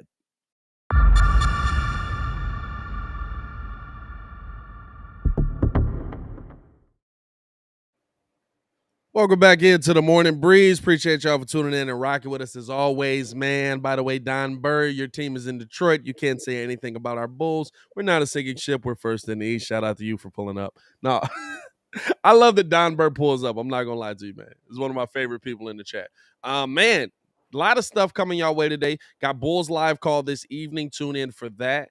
Gonna have a Bulls post game show as well. You're gonna see Kidd and Ringo on that, man. Kidd's gonna be running the show tonight. Ringo always coming through with the clean assist, like Kyrie Irving out here, who's balling, by the way. It doesn't matter who is balling, by the way. Disrespectfully so. 30. Your boy's gonna be at the game tonight. Y'all gonna get that live, you know. Maybe I hop up in there. Maybe I join the live at the game to be like, here we go. Giannis Antetokounmpo just dunked on Marko Simonovic for no reason. Marko be getting dunked on in a moment's notice, bro. But we're gonna have a lot of stuff coming this way. We appreciate y'all for tuning in and rocking with us. As always, man, hit that like button, subscribe to the page. Oh, yeah, the other thing happening, I got some new music dropping from your boy today. You know what I'm saying? Gonna be dropping a little new track on Hey, be on the lookout for that. You know, new hey, music. Keep an eye out for that. You know, sip. tell them how you really feel. Hey, man, I'm trying to be popping in every avenue. So I'm gonna be new track gonna be dropping pretty much right after the show. So tune in with that. Check that out. Would appreciate to hear y'all feedback on it. You know, show some love on that. All that good stuff, man. Shout out to y'all. Let's get back into this football, my boy. Let's get back into this football. Because the NFC is filled with questions. The NFC is filled with questions. Damo was good. Damo, what's happening? Green Bay versus San Francisco.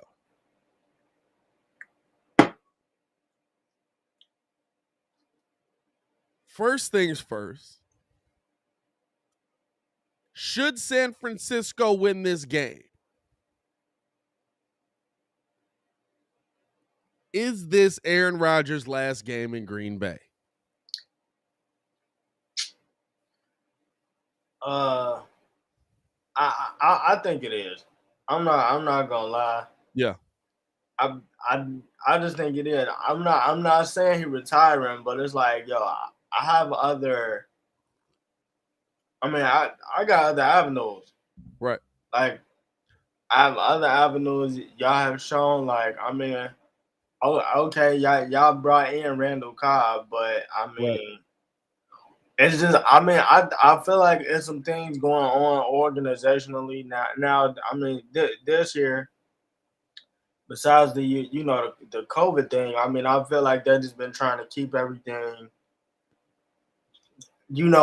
under wraps about what's going on. But I mean, at the end of the day, I mean, you can still go to work and coexist. You don't have to like each other. Right. I mean, I feel like, I mean, this could definitely be Aaron's last year. I mean, I think this could be a bad matchup for Green Bay, especially with their offensive line struggles. You got Nick Bosa and Fred Warner possibly coming back for this game. But I mean, Green Bay is a team I trust because now they're getting back their defensive pieces. That they missed at the beginning of the season. So I mean, I have Green Bay coming out with the dub, but it's very possible that if Jimmy G makes enough plays, they could win this game. But I mean, I'm still rolling with A-Rod. The interesting thing to me with this, right, is that I look at this Green Bay team as probably the best Green Bay team we've ever seen Aaron Rodgers with. Now, the offensive line is not the best. They do get Bakhtiari back. He is coming off a rest. He did play. I believe he played in week 18. And they've got him, off a rested week. Hopefully, he's going to be able to step in and do some good things for you as well. But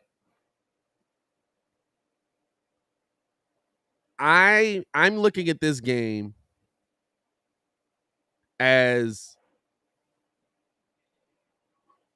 who's going to win when it comes down to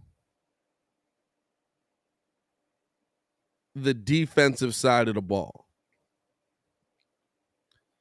Does Aaron Rodgers just absolutely pick apart San Francisco? Or does San Francisco keep him more human, which for Aaron Rodgers is still about 24 points? Most of my down years. Most of my down years are your quarterback's career years, the greatest quarterback of all time. I'm sorry, we can't never let that die. No, Like, you know he's taking a shot at us too. But I look at like this Packers team to me defensively, the defense got it together. Offensively, you still got Aaron Jones. You found another weapon at the running back position. You got Devontae Adams. Now, outside of Devontae Adams, not a lot of receiving help there, but that's where Aaron Rodgers being Aaron Rodgers comes in. I mean, and he trusts Randall Cobb. Like the crazy thing is it's not a lot of receiving help outside of Devontae Adams. Yeah. But the thing is, and it's crazy because they found another back. So it's kind of like the fact that you can put A.J. Dillon at the running back, and I've seen them do this multiple times. They put A.J. Dillon at the running back, then you come in, then you put Aaron Jones in that slot, that slot position. So now he turned into a receiver. Yeah. It's like they're much more dangerous on offense than people actually give them credit for. Like if I'm being honest, like because trying to find two interchangeable backs, especially in this league nowadays, is kind of hard. It's hard. Yeah. I mean, interestingly enough, it's the one thing the Bears have, and they don't use it. I agree with Noe, though. I'm not going to lie to you. I think Bosa's going to be in that backfield all night long, or all day long. It's going to be in the afternoon. And I think that Deebo Samuel will be too much for that Packers defense to handle. And is Jair coming back though? I think Jair's supposed to be back because, I'm not gonna lie. Supposed to be back. Deebo has been a top 5 dual threat this year to me, especially with the way Shanahan is using him. I mean, like you got him under the Cordell Patterson Act, but he's also a number 1 receiver. Hey, dog, if he played one position, he would be a top player at that position. You know what though? And that's what turned it for me, because initially I absolutely had Green Bay winning this game, right? And then I saw Deebo. And I was just like, and you know what it is? He's a weapon that you don't need Jimmy G to be good to use. That's what it is for me. He's a weapon that you don't need Jimmy G to be good to use. You want to use Deebo as a running back? Top 5 running back. You want to use Deebo as a receiver? Top 5 receiver. He changes this game that much because you don't have to have Jimmy G get the ball to him for him to be good. And defensively, I like San Francisco's defense matching up against Green Bay's offense. Now, Aaron Rodgers is absolutely a problem, but listen, that offensive line has been suspect all year. I don't know if Bakhtiari coming back is going to make that big of a now it does make a huge difference, right? Because he's great, but is he 100%? Is he gonna be ready to face the full force of that San Francisco defensive line? And can anybody stop Nick Bosa?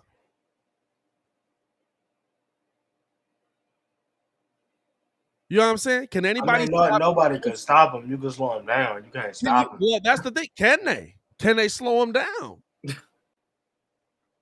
Nick Bosa might be in that backfield all night. And listen, Aaron Rodgers is one of the best with dealing with pressure, but that don't mean his receivers are. Yeah, I'm saying they're gonna be, and they're gonna be on. And then right now, Jair, looking at the injury report, Jair is listed as questionable, as well as David Bakhtiari on the injury report. But I believe Bakhtiari was supposed to play. Valdez Scantling is doubtful. And Aaron Jones, Billy Turner, and Devondre Campbell were all full participants at practice. Now let me get off this website, Packers.com. It just looked, it looked, man, I'm not gonna lie to you, though. As somebody black, right? Don't rooting for the Packers just seem a little racist. I'm just saying. Hey, look, hey, shout out to J Mart, man. I told J Mart that I was like, somehow rooting for the Packers just seems a little bit evil. I don't know. Maybe it's because I'm a Bears fan. Yeah, I'm saying. But y'all really don't like them much. But I'm fine with it because y'all keep but both fan bases keep that energy. It's like, yeah, I really don't like you. That's cool. I don't like you either. Like you suck. We keep it respectful for the most part, kind of, not really. Yeah, y'all keep it respectful when y'all need to. It's respectful behind closed doors. In the face of somebody, I'm at your head. Like, yo, I need you to help me out for this 1 week. All right, cool. You still suck though. All right, you do too. No, it's gonna be interesting. Where I'm a Giants like.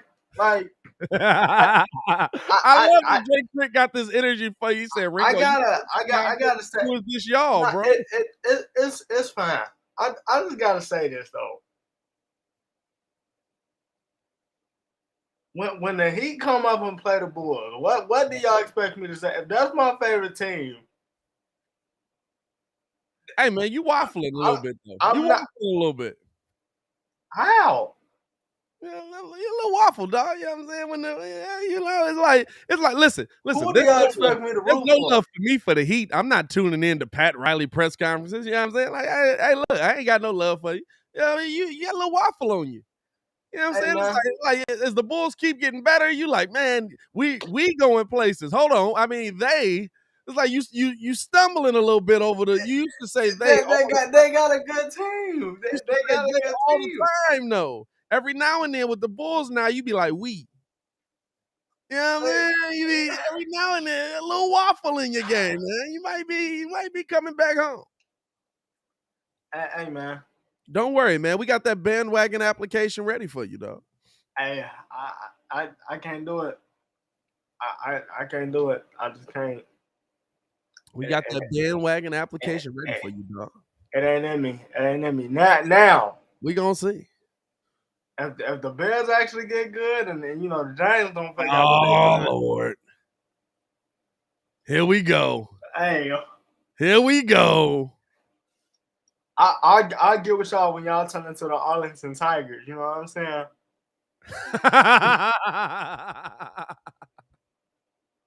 The Arlington Tigers, bro. Hey, when y'all turn into the Arlington Tigers and y'all finally signed Tom Brady at 47, I get with y'all. Now I'm here to root for you. No, so I mean, Ringo, who you going with for this pick, man? I'm going, and I don't feel confident in it either. This might be a low points week for me. My mistress team. Yo, I like that. There's his pocket team, his mistress team. Shout out to Raging. You been cheating on me with the Bears, huh? What? And right now it's ugly. You know what I'm saying? What, dudes? By the way, dudes, what y'all be doing? Never mind. Don't worry about that. Dog. Relax. Anyway, Controversial going around, man.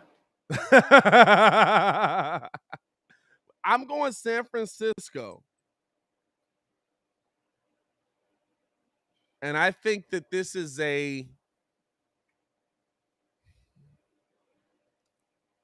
I'm going San Fran. I'm going to go 24-21. I'm going Green Bay. I'm going 27-24. Green Bay, out of all the teams in the playoffs, Green Bay is the team. Green Bay is the team that I trust. But you know what? That's the reason why I feel like San Fran is the team to pick there, because I feel like Green Bay finally has the perfect team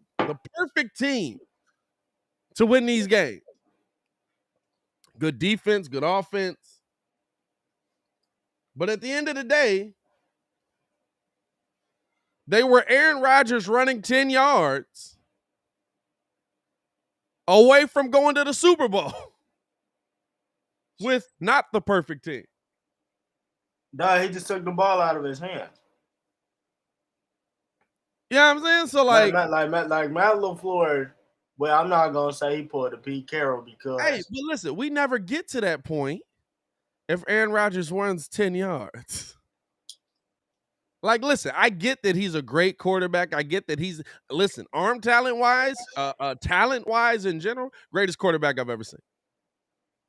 I can't deny it, can't take it away from him. Greatest quarterback I've ever seen. I stand by it.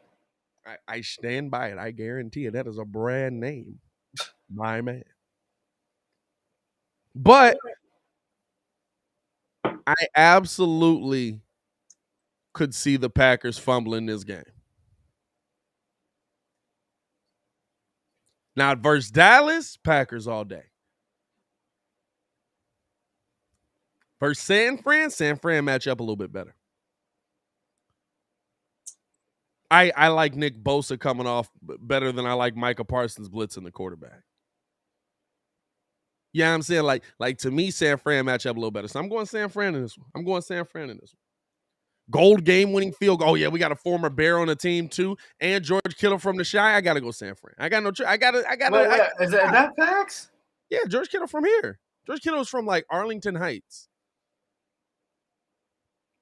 George Kittle is a Bears fan. Dang. So like last year when San Francisco beat, because did San Francisco make the playoffs last year? No. They made the playoffs, or did they miss? No, they missed. Everybody missed was hurt last year. Everybody was hurt. They last game that they won got the Bears into the playoffs. And George Kittle went into the interview and was like, man, just knowing that I helped my hometown team get into the playoffs is pretty cool. I'll take that going into the I didn't even know that. That's what's up. Yeah, bro. He from here, bro. He from well, I don't know. I was gonna say from the town, but I definitely think he's from the deep suburbs. But no, hey, y'all do be claiming Tony Romo kind of hard too. I'm not even gonna lie. What you mean with the EIU? Yeah, but he from Wisconsin though. Oh, I don't claim Tony Romo. I mean, Jimmy G went to EIU though. I feel like y'all taking Tony. Y'all. Hey, listen, I claim Darren Williams or Deron Williams now. No, you Darren, dog. I'm not giving you that. Deron Williams. Why must get rich and change their whole name? I told P.kidd yesterday I'm changing my name to Patrice when we get rich. Changing my name to Patrice. Like Patrice, everybody else changing their name. Everybody else changing their name when they get money. pay homage to one of my favorite comedians, Patrice O'Neal. You know what I'm saying? Hey, Jay Chris says, yuck. Why? Just cuz, dog. Because apparently everybody remember, God, everybody Leroy changing their Butler name. before he got that big contract. Y'all remember Leroy Butler? Got that big contract. That mug became Leroy. Like, hold on, dog. Like, no, my mama named me this. No, she didn't. You was Leroy, dog. Stop trying to get fancy out here. That ain't you. You go to you got to change yours to Stephen. Bro, for real. For real. Stephen. Soon as that, Stephen. Yup. Stephen. Yup. Big money. Nah, man. Hey, let's look at this last game here, man. Let's look at this last game. Which, before we get this out of the way, is the let's do the national media thing. Will this be Tom Brady's last game? No. All right, bet. No. No. No.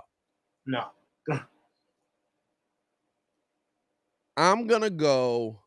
Oh, man, this is tough for me to say. Score wise, I might be wrong. I think pick wise, I'm right. Score wise, I might be wrong.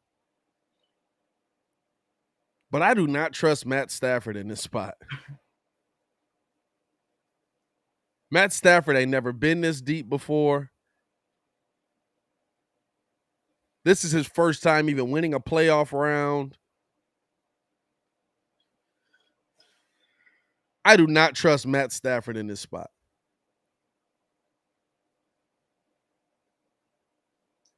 Now, I do trust Aaron Donald in this spot, though.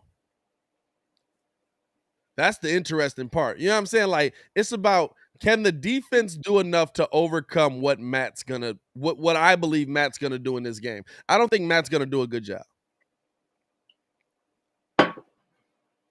I think Matt's gonna be very beatable in this game.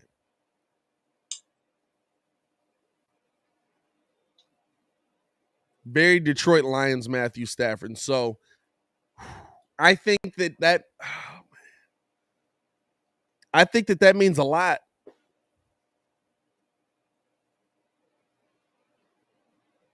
Now, when I look at it on the flip side, LA has done a great job at holding down the pass.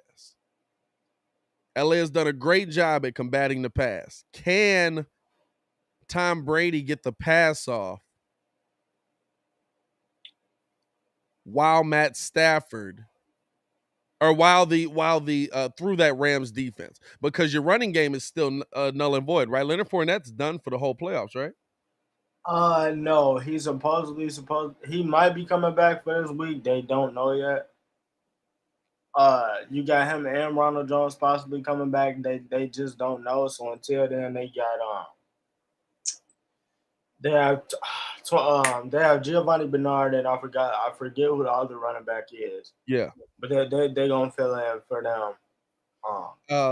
Last report yesterday, Leonard Fournette returns to Buccaneers practice. Status in doubt for the divisional round. Oh, well. So that's tough. That's tough, dog. Like, are you...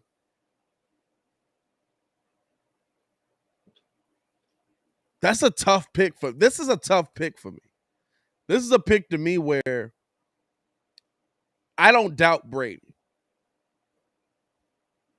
I think that the Bucs are going to win this football game.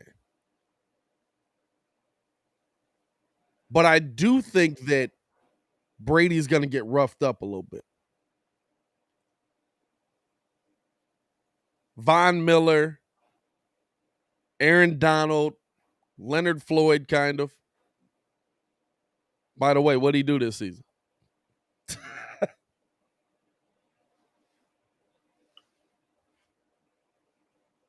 I'm going to go Buccaneers over the Rams.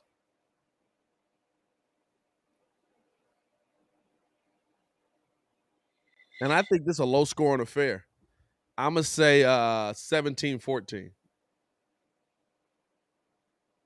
I think this is going to come down to the defense.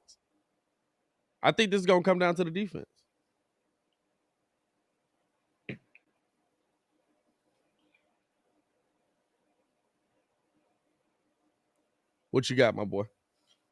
Um, I'm not even gonna lie. I'm along the same lines as you. I got 23-20 Bucks. Um, I heard what P.kidd was saying. Believe me, I did. But at the same time, I'm not even gonna lie. I know we got this thing going. We kind of just playing for bragging rights right now. But I will gladly be wrong. Um, on this pick. I mean, I got Bucks, but I physically have to see Yeah. with my own two eyes, and then I gotta check it again. The clock hit 000 on Brady Yeah. for me to be like this dude's out because this gonna be the third game. This gonna be the third game, and Matt ain't never been this far. Now I'm not gonna lie.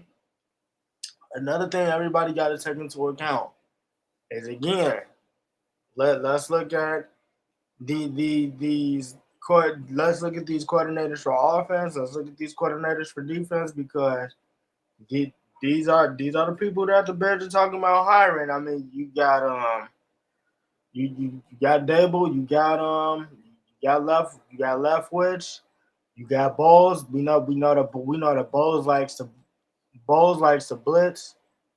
Um, Yeah. a ton. Matthew Stafford actually had a perfect passer rating against the blitz.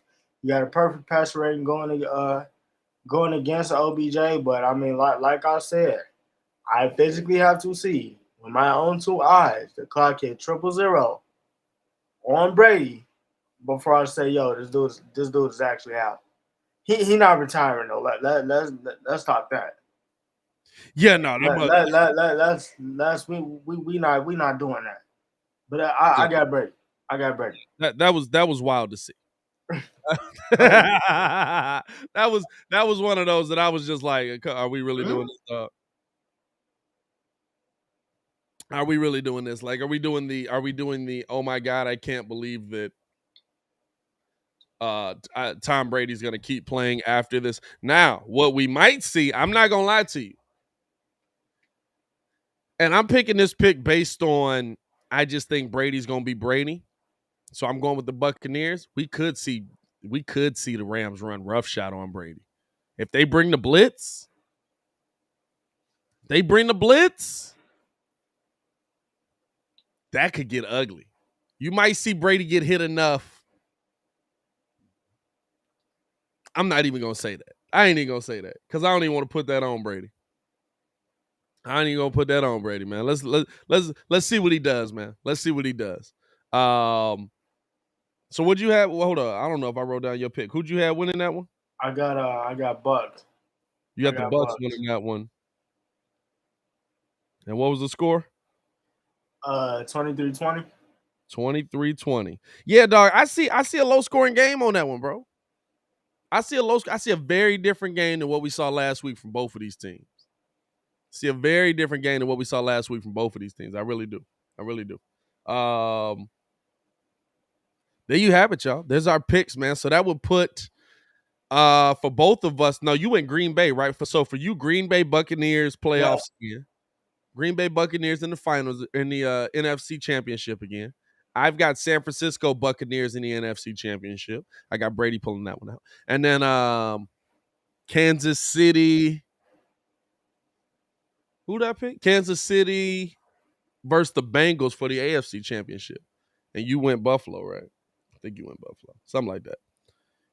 No, you went Tennessee and Buffalo. Yep. So hey, we're gonna see what happens, man. It's gonna be interesting. It's gonna be interesting to see.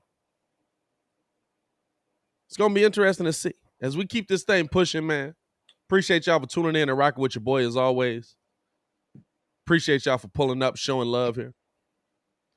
Rams will run A train on Brady. You tripping? bro. Where do the pauses for the chat be though? You said what? Where do the pauses for the chat be? Cause they be quick to pause us, but where the pauses for the chat be? Hey, we don't pay attention to it enough to be calling them out on every one.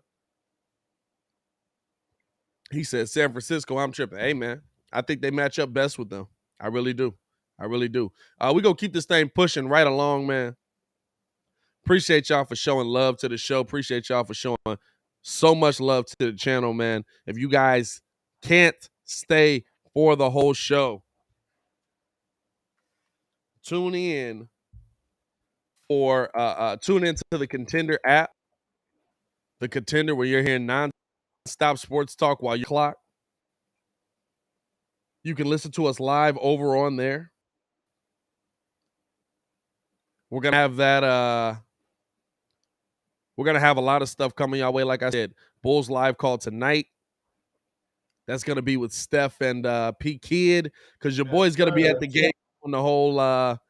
Yeah, I'm saying the interviewer in the building, man. Shout out to my boy Jimmy, hooking me up with some tickets. Kerrigan said, "Pause. You from New York? We say pause in Chicago. What you talking about, my guy? A New York thing? Is that a New York thing? Is pause a New York thing? No. When did pause become a New York thing? No. New York be claiming stuff, dog. I don't know. I ain't buying that. Hey, they do be claiming a lot of stuff that I feel like that they just didn't start. Yeah. Like I ain't never heard y'all say that, and then y'all just be claiming that out of nowhere. Like, nah, this definitely ain't. This didn't start with y'all. Stop that. So last night we got some interesting audio yesterday, right? Right. Got some real interesting audio. So first one I want to play, first one I want to listen to and get your breakdown, get your thoughts on it. P.kidd Hardaway snapped off on the media last night. Okay, Penny got spice? P.kidd got real spice. P.kidd got real spice. P.kidd came hard. And it's interesting because I absolutely agree with P.kidd. And this is what I mean. There's a lot of times where fans, even when we talk Bulls, right? Fans of the team, because they're fans of the team, oh my God, the Bulls are losing. Hey, but you can't, don't you see that there's injuries and there's people out and they don't have their full array of players and they can't, nah, bro. Nah. They should be winning these games. So Penny's going through it a little bit at Memphis.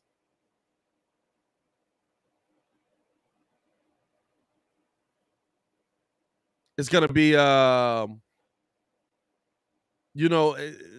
listen, it's a little spicy. I'm going to just let it play. Have you ever lost faith that you can get this done? At Memphis? Yeah.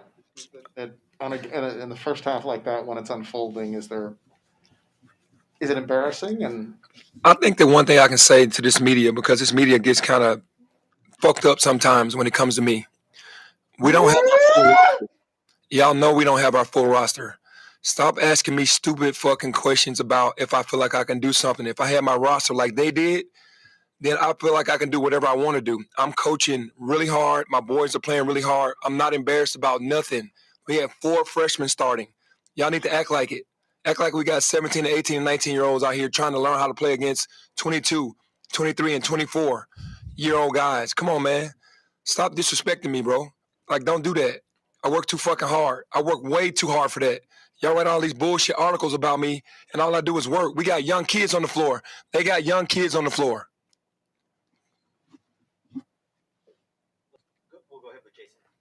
And that's all he had to say about that. And I agree with him. Hey, dog. Nah, I'm with that. Listen. First off, right? This is what happened when you start putting some real mugs in these head coaching positions. This is what happens when you start putting some real these head coaching. Let's go. Hey, listen, you're not finna come at me with the okie doke. You're not finna, absolutely not. Absolutely not. You're not finna talk crazy about what we doing. You're not finna, but this is the thing, right? Fans. Muggs have to understand that when it comes down to it, how you feel about why a team lost is usually not right. Oh my gosh, we should have won this game versus them. No, you shouldn't have. Not if you missing half your team. And that's what I keep talking about with the Bulls. You know what I'm saying? Like, I look at the Bulls games, some of the Bulls games that we lost.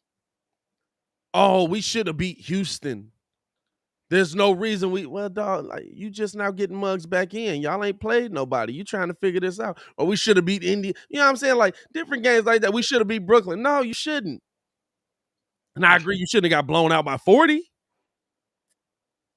But when you're missing key pieces, you know what I'm saying? In the moment, it sucks. But now we see, right, how big of an impact Alex Caruso makes on the floor.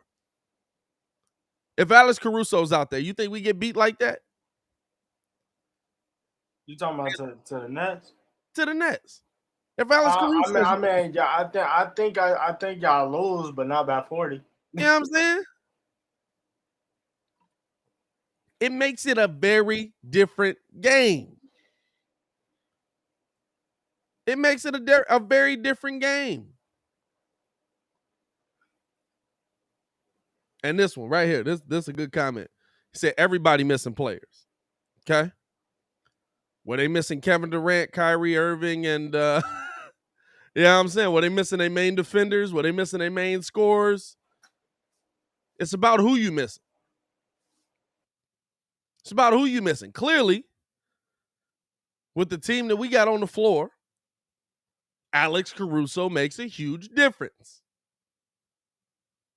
Defensively. Now, should he? I don't think so. I think that's a bigger problem there. But clearly he does.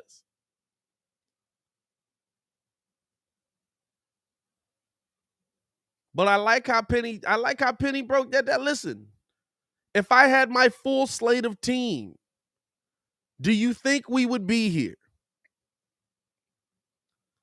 If I had my full team right now, do you think we would be in this position?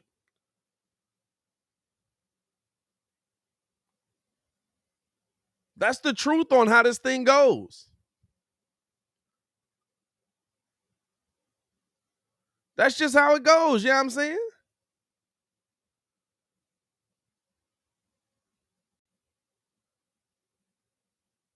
To me, that's the biggest thing that a lot of people just don't get. It's just, everybody's hurt, everybody's missing this. And I agree. But missing certain players makes a difference. And another thing I think too, I think that, everybody is so used to this, next man up mentality. You know what I'm saying? Where's the next man up, son? Hey, listen. The thing is, Thomas ain't a good next man up. Everybody ain't like you feel me? You not gonna win every game. Like, there was games. I mean, and Miami had bad losses. I mean, we lost to the Magic. Got blown out by it. Like, we absolutely had bad losses. But we didn't have Jimmy. We didn't have Ben. We didn't have, like, if we missing 7, 8 people, don't talk to me about you feel me? Like, we should have won this. No, we shouldn't have. Hey, now, it's cool. I want you not to be spicy if Miami take this number 1 spot, though. Why wouldn't I be spicy though? Hey, listen, don't talk to me until you take that spot with that team healthy. You know what I'm saying? Don't talk to me till you take that spot with that team healthy. You know what I'm saying? Because we're gonna get that money right back if y'all take it. I ain't worried about y'all at all. Hey, man. Y'all might lose it tonight. I ain't gonna hold you. Yeah, we gonna see. Y'all might lose to Atlanta tonight. Atlanta been coming out beating a lot of teams out here that they definitely shouldn't be. Hey, man, that's because I'm not worried about Trae Young dropping. If you got to drop 20 in the fourth to beat me, bro. By all means, bro, do your thing. I'm not finna. I ain't even finna hold you. I mean, but the flip side to that is, if they would have won those games, though, If the Bulls would have won those games, Yeah. being shorthanded like that to the Nets, even if they would have beat the Warriors, y'all mugs wouldn't have said nothing. Well, it says a lot more about your team. Like, It says a lot more about the depth of your team. It says, like, losing those games to me says that, yes, you're missing key players that would have made this thing better. Winning those games says, wow, you really dismantled a great team. And that's really how it goes. You know what I'm saying? That's really how, if you look at it, like, that's really how sports works. If you can find a way to get the win, and you're missing your major players, you know what I'm saying? Like, that's what it comes down to. If you can find a way to get the win and you're missing major players, key players to that spot, then yeah, it's gonna say that your team is deeper.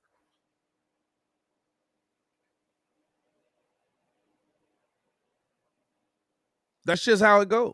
you got a Bull leader and go, nah, I'm cool. Yeah. I'm cool on y'all. Y'all got a nice team though. I'm cool on you though. I'm cool on you. We were actually close in that Brooklyn game up until the fourth quarter. Nah, KD started snapping. KD was going crazy. KD was absolutely going crazy. But no, I just look at that. I look at it different. You know what I'm saying? I try to look at it more so from not just from the excited fan that my team, oh my God, my team came out and they got this win, but I'm trying to look at it from a realistic standpoint. Realistically, to win games, you need your best players on the floor. Realistically, to beat Brooklyn, you're gonna need Alex Caruso on the floor. That's just how sports works. When you don't have some of your best players, yeah, you come up on the losing side of that. And I respect Penny for saying it that way. That's just keeping it 100. That's keeping it real. That's being honest. You know what I'm saying? You think they're not working? You think they're not trying? I'm trying. We tried. And we need more people. We need more coaches like that though. I think the next generation of coaches coming up, Mud's gonna be surprised that. Because you getting the mugs that's from the same spots that we are, and they just made the NBA. Them mugs better be like, listen, dog. Hey, I feel like that's why I'm playing with my name. I feel like that's why Juwan in the NBA. That mugs are what they did at Michigan when he was about to. Oh, you what? Fam, wasn't he finna fight? Who was he finna fight? Yo, he was definitely about to rise up on the ref, I think. Was it a ref or a coach? I thought it was an opposing coach. He was like, "Hey, bro, like stop playing me like I'm from." I gotta see that. I remember that. Juwan Howard. What was that? Last year? 2 years ago? Nah, that was last year, bro. I gotta hold on now. Because I'm trying to see. Hold on. Juwan Howard.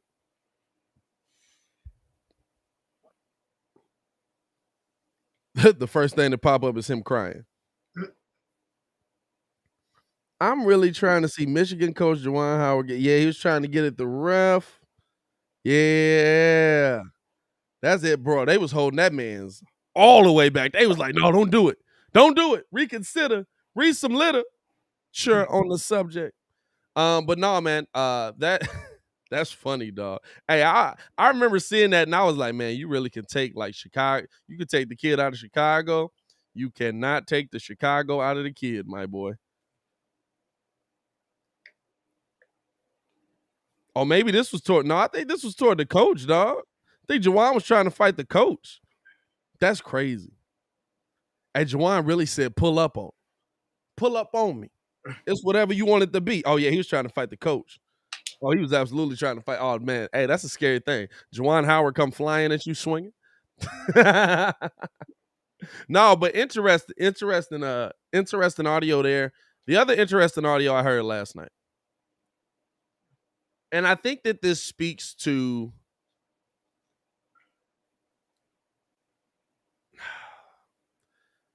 don't like the one part I don't like about what you gonna hear is that it's from Charles Barkley last night on NBA on TNT.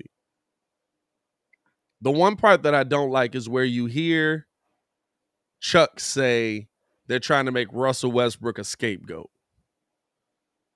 I don't know if you can make somebody a scapegoat who's playing as poorly as Russ is. But I do agree that they're trying to throw people under the bus to make up for their mistakes. So we can listen in on this here. It's about a 5-minute clip here. Interesting look, Well, all they got to do is just blame Frank Vogel or Russell Westbrook for that game. Speaking of Russell getting benched last night in the fourth quarter of that loss, they blow a 15-point lead to the Indiana Pacers and lose at home. I normally don't root against teams because I think that's not the. I don't give a rat's ass who win these games. Of what? A rat's ass. Which how big is that? But I have you not heard that phrase before? Well, normally, right? Oh, can I make my point? It's small. Go ahead. I'd love to pursue that further. I just want to say, so I never root. Because I don't care who wins. I mean, I just want the season to be over so we can go play golf and fish. All right, let's. But I root. The Lakers are such wussies, and I only say wussies because I can't say the word I want to say. I know. The way they have trying to throw Russell Westbrook and Frank Vogel under the bus is just really pissing me off. And I got to tell you something. Oh no! Hey, we've got a guest standing by. Well, the Lakers still suck when we get back from this interview. Okay. Well, campaign. I don't know if you've caught all that, but hold on. So this is the interview. Did they skip welcome to the show? We appreciate you very much, man. Cameron Payne, thanks, man. We appreciate you. Appreciate it, y'all. Thank y'all. They go the other side. See how angry he got when he said that, though? I like that. I'm playing on the it came out that he was playing. And I'm still mad. Now, listen, I'm not going to sit out like all these clowns on other networks got their head up the Lakers' booties. Now, they're blaming Frank Vogel and Russell Westbrook. Listen, the people up top who put that trash together are running and hiding like cowards, saying, oh, it's Frank, it's Russ. You put all them old geezers out there. Listen, the best guy other than LeBron in the last month has been who? Stanley Johnson. Yeah. And for y'all to be bringing a guy who was on the street and he becomes your second best player, and the general, whoever running that trash out there getting away, it's ridiculous, man. Well, what'd you think about Frank Vogel last night? He was asked after the game, why wasn't Russ playing in the fourth quarter? He said, I put the guys out there who I thought gave me the best chance to win, Shaq. And that's the coach's job. Russ is not playing up to par. I think he knows that. We're not trying to bash him. And I think, Russ is at the point where he doesn't know what he's supposed to do, how he's supposed to do it. He's not really shooting the ball well. He's averaging 4 turnovers. I just found out today watching ESPN, he's always been averaging 4 turnovers. But, as a coach, sometimes you have to make that decision. Look, I played 19 years, and there was a lot of times, especially when I missed free throws, I'm not in the game in the fourth quarter period. So, this is I agree with everything Chuck said. Rob Pelinka put this team together. He should definitely take responsibility or definitely, make some moves. And when you have a older star, you want to get younger. You don't want to add a bunch of old guys next to him. So they're in the 8th spot. They're not out of it yet, but I don't really think it's a big thing. He's the coach. He has responsibility to his team, and like you said, he wanted to put the guys in there that he felt can win. It didn't work. They still lost anyway, but I'm sure Russ is. It's funny though, Chuck. I'm watching all these clowns on TV today telling me Russell didn't play the last 4 minutes. Well, those guys had 4 minutes to win the game. Them bombs he had out there. If Russ didn't play the last 4 minutes, okay, I'm trying to win. Well, you didn't win. So it wasn't Russ' fault. You had 4 minutes in a game. You had a chance to win. So don't try. I'm not letting this go on Frank. I like Frank. People know that. I like Russ. I'm never going to get other mad. Russ is not playing great, 100%. But for everybody to get on TV and be like kissing up to these boys in L.A., I'm like, yo, man, who put all these old-ass geezers together? Way in here. They would have been a hell of a team in 2010. Well, I haven't been judging the Lakers based on the fact that Anthony Davis isn't there. I didn't judge the Lakers when LeBron wasn't there. Those two guys, it's like if Drew Holiday and Middleton are not with Milwaukee, I can't judge the Milwaukee Bucks. If Giannis isn't there, I can't judge the Milwaukee Bucks as a team. Should they have won some games they probably should have won Yes. even without him? Yes. Could they have maybe fought through some things? Yes. But they would have been 4 games over 500. Now they're what, 1 game over 500 or 1 game behind? Like 1 under. 1 under. Like it's a 4-game swing. You cannot judge the Lakers if Anthony Davis is wearing those A with a heart sweaters on that he's wearing every day. You can't judge them. So for me, let's get them aside, and when AD comes back, we'll see if they're old geezers or they're a real team. So you think it's all right for the second best player in their team right now to be Stanley Johnson? I mean, Cameron Kane came back and he's a great contributor to that team. That's not my point. Johnson That's not my point. Thinking the same thing. All them other guys they had on the Lakers. I'm not blaming anybody because that's not even a team that I would want out there if Anthony Davis is not. I wouldn't have put that team together without Anthony Davis on there. Now, with Anthony Davis, there's a possibility, but there's no AD. How can you judge? You're putting together things that don't fit anyway because there's no AD. There was no LeBron. Nobody's fault. Lakers going on the road. So that's pretty much that. And I don't think calling out Russ is the wrong move. Russ isn't playing well. Russ is a major contributor to that team. I don't think that calling out Russ is oh my God, I can't believe you just did that move. I don't think that calling out Frank Vogel for the way he's coached this team is oh my God, you can't do that move. Because I think he hasn't used the players he's put out there well either. He hasn't used any of his big men all season. But here's the thing. We need to start calling out these organizations when they screw up. How long did it take us to call out GarPax here in Chicago? It was Jim Boylan's fault. It was Fred Hoiberg's fault. It was Tom Thibodeau's fault. It was never the fault of the people who were putting the team on the floor. I feel the same way about the Lakers. I feel the same way about Brooklyn with how they've handled Kyrie. I feel the same way about a lot of these teams. Start looking at these organizations. Hey, and one quick statement from Russ. He finally gave a statement. He said surprised, yes. I was disappointed that I didn't go back in, but I'm more disappointed that we lost the game. Then he also said, I've accepted everything that they asked me to do and tried to do it to the best of my ability, but it is what it is.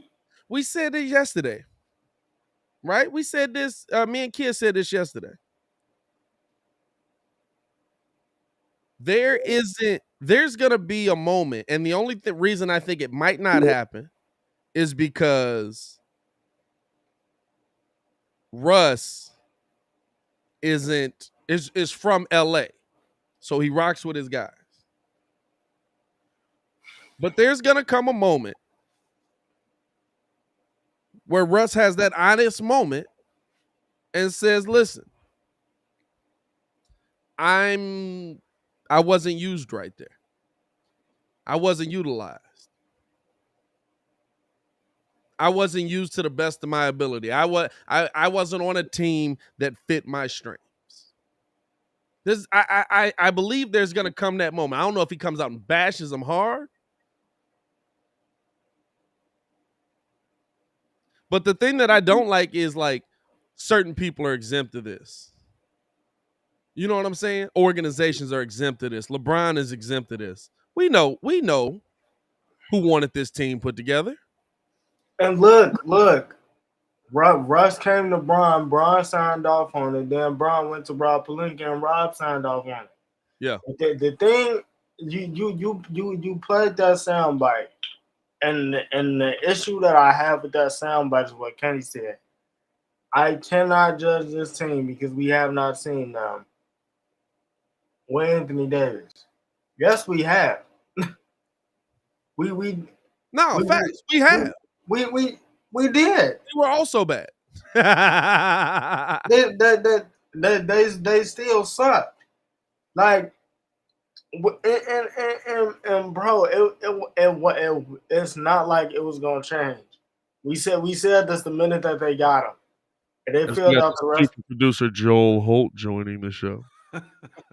Hey, what's good, my guy? Holt in the building. What's going on with you, man? Good, man. You guys doing? I'm all right. Making it happen, keeping it popping. Shout out Right. to you for pulling up, man.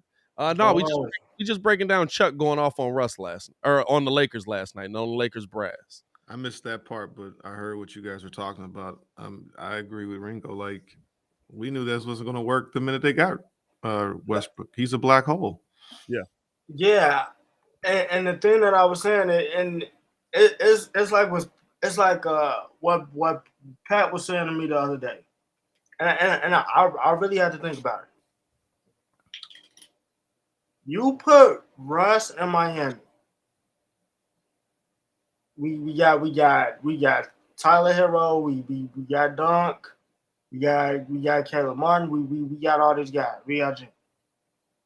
You put him in Miami, he eats.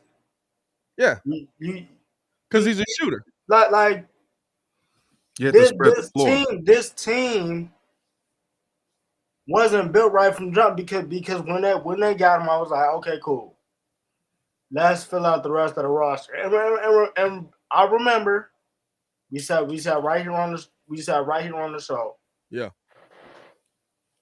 P.kidd was like, yo.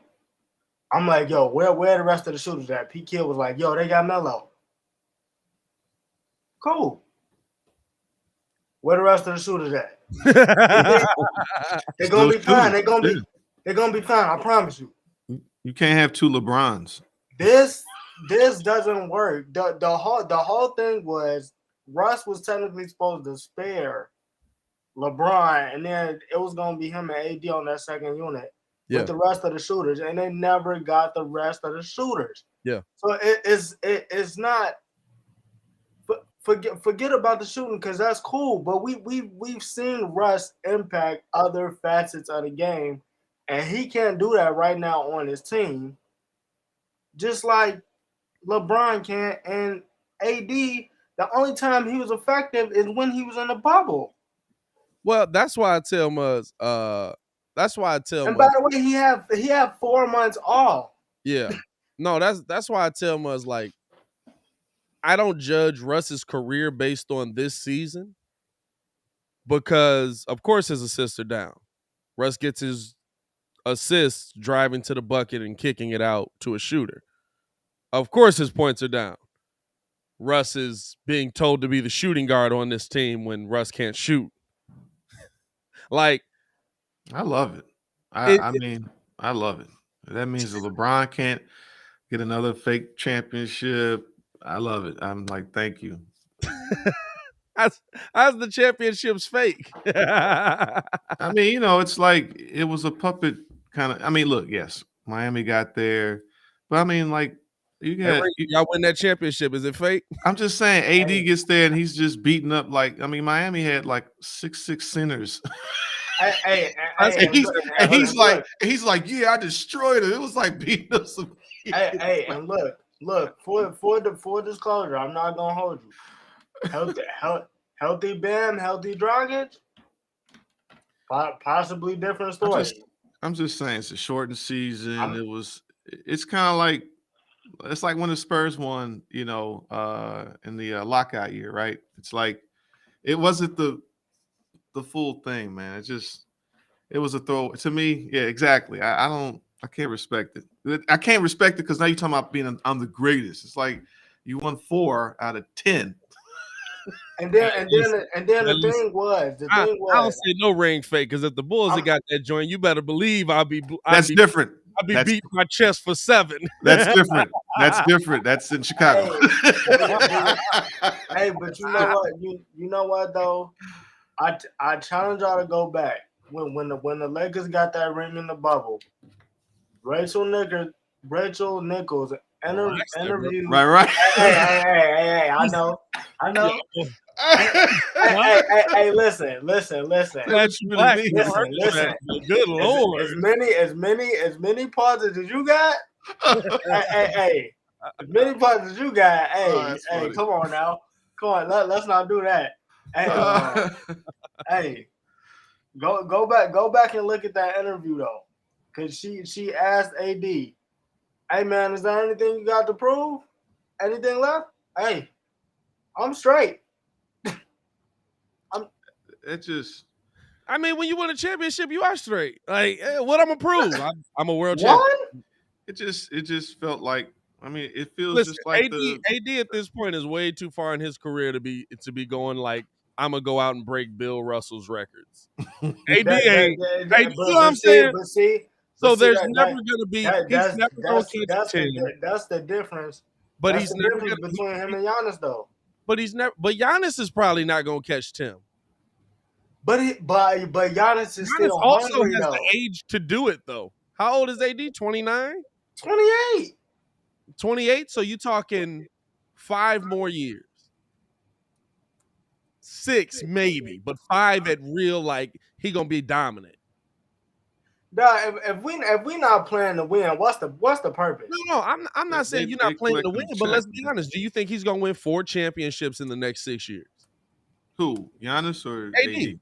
No, but so then you're not getting into. No, you're but not getting into at the same time. You said what? No, I was saying though. At the same time, like he's still on the floor with Bron. There's an expectation there. Hey, it's still about.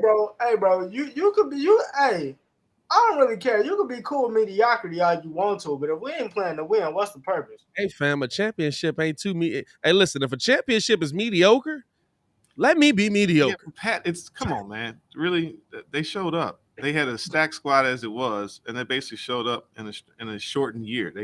They got that in there because he couldn't do it the next year. Hey, and he had 4 months off, dog. But if it was Chicago, you're 100% right. We would be praising.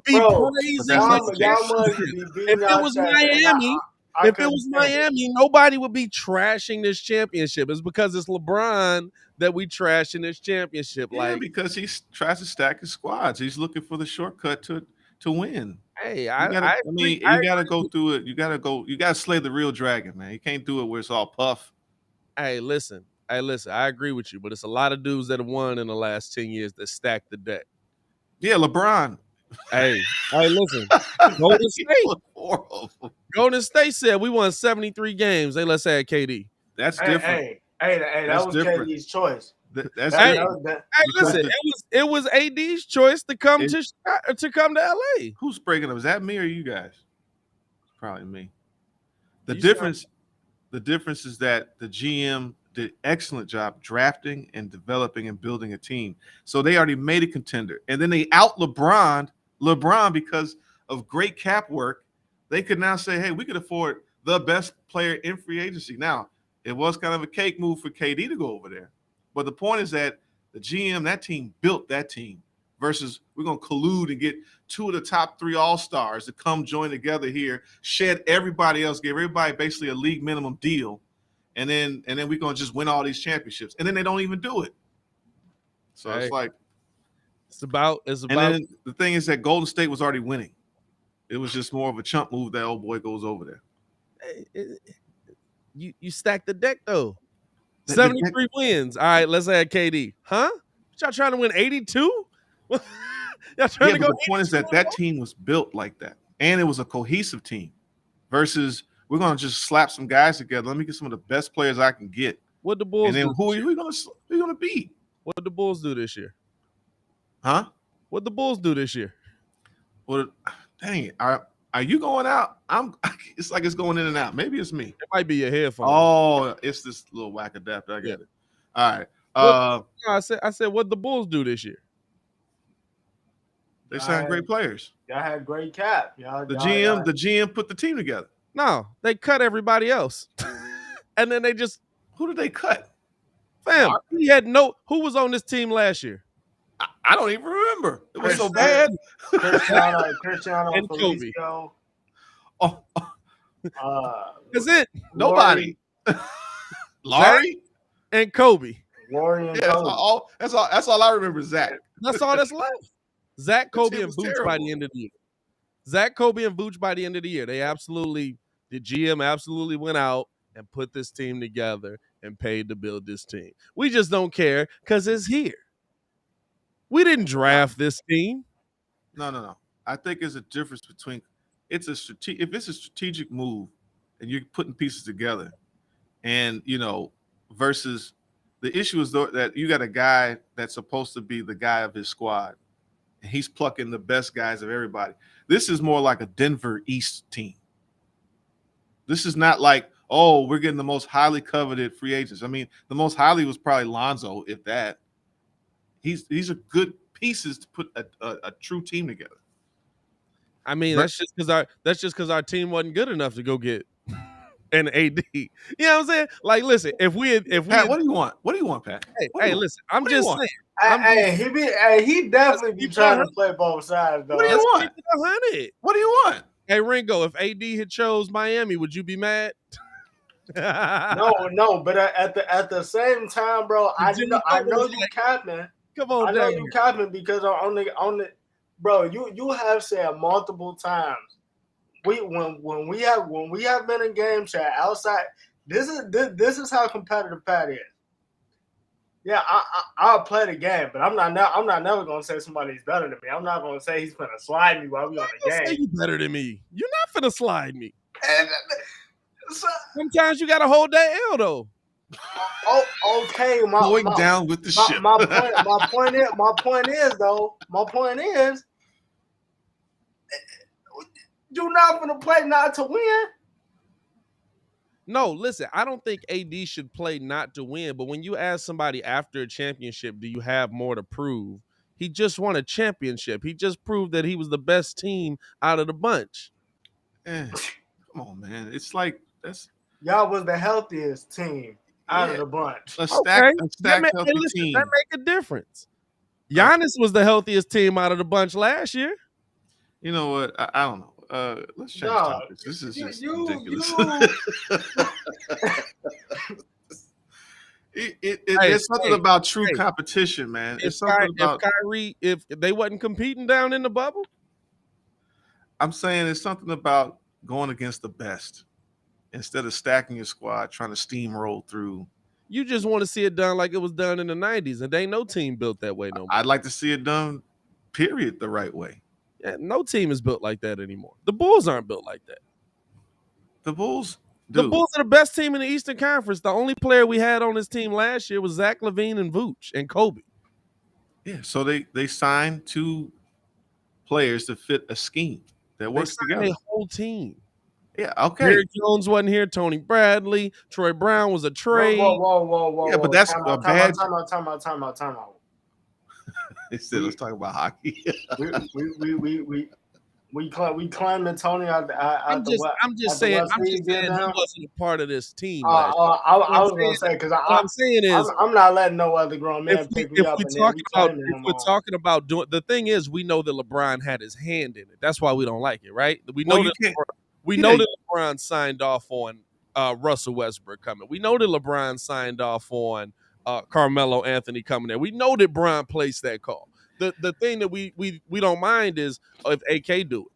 I guess what it gets down That's to. what Rob Pelinka for being weak-minded. That's why I'm with Chuck on this whole point. The whole reason we got started on this. Stop being so weak and scared and such a wussy. I said wussy, W.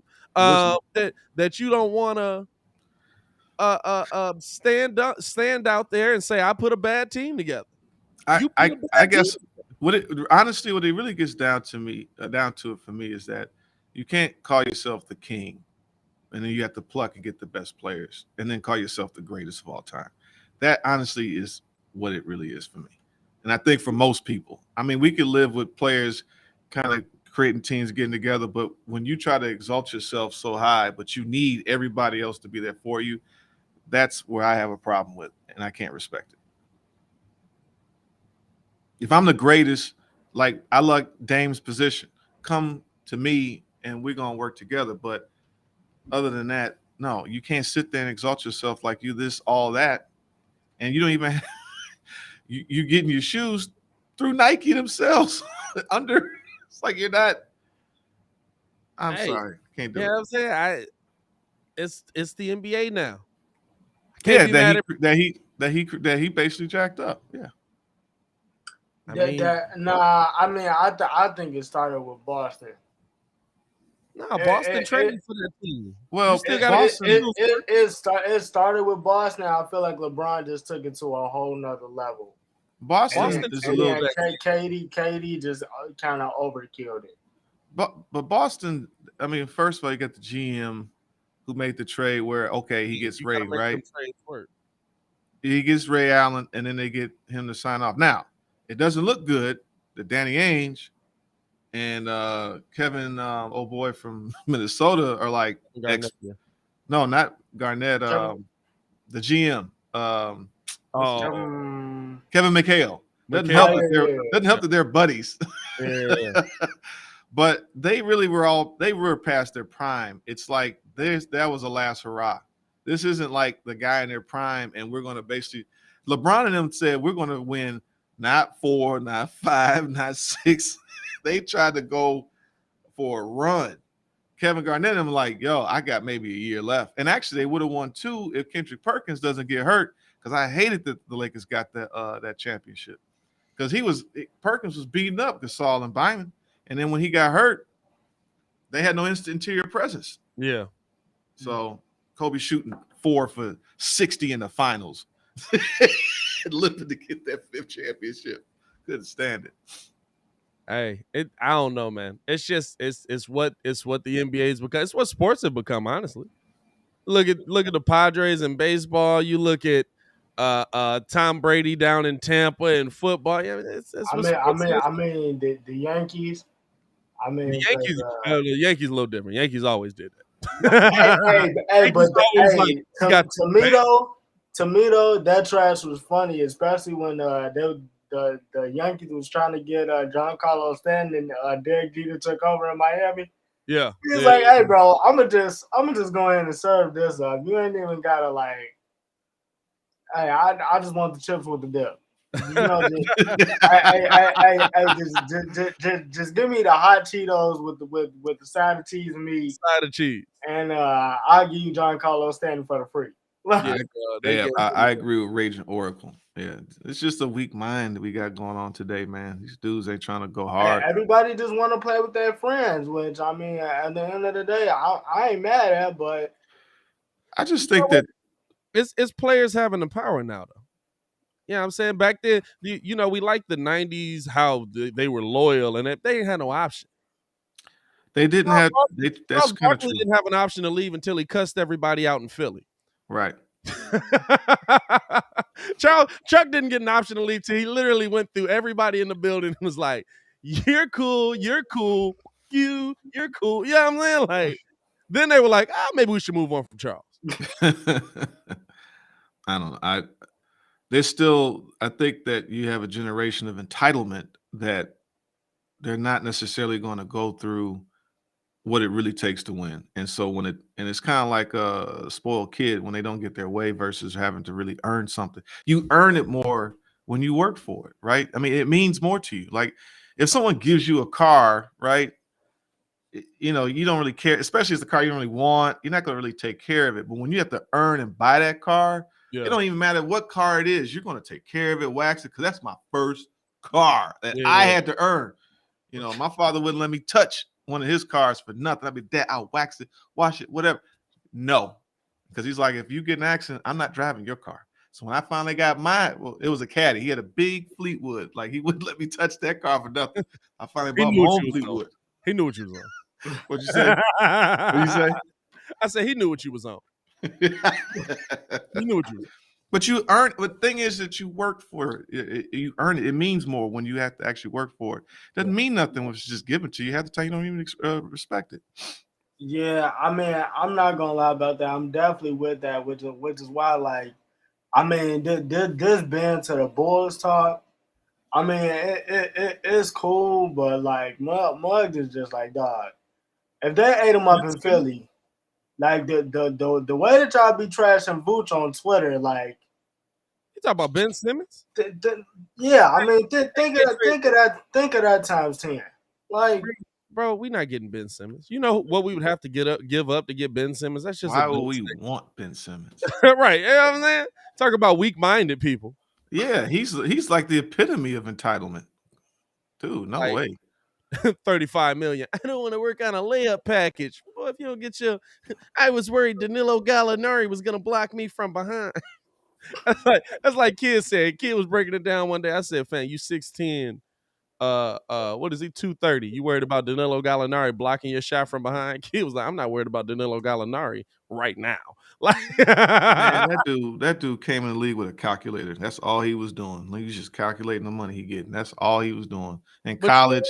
That's on Philly. That's, to me, that's modern sports. Somebody did something remotely good. Oh, I gotta pay him.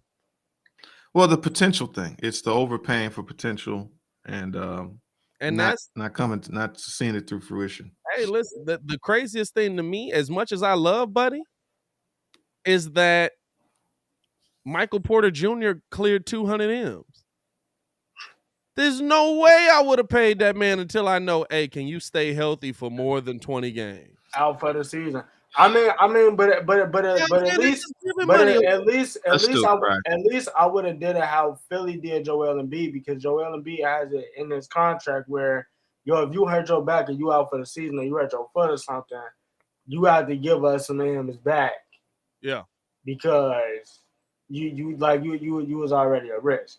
Now it's paid off, but now the difference with Joel Embiid is Joel Embiid don't take care of his body like that either.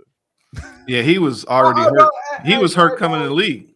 It's burgers and anime before the game. He stayed hurt all the time. As a matter of fact, it was didn't he not play his rookie year or he didn't play his whole rookie year. He didn't play his first 2 years. Right? Yeah, he came in hurt.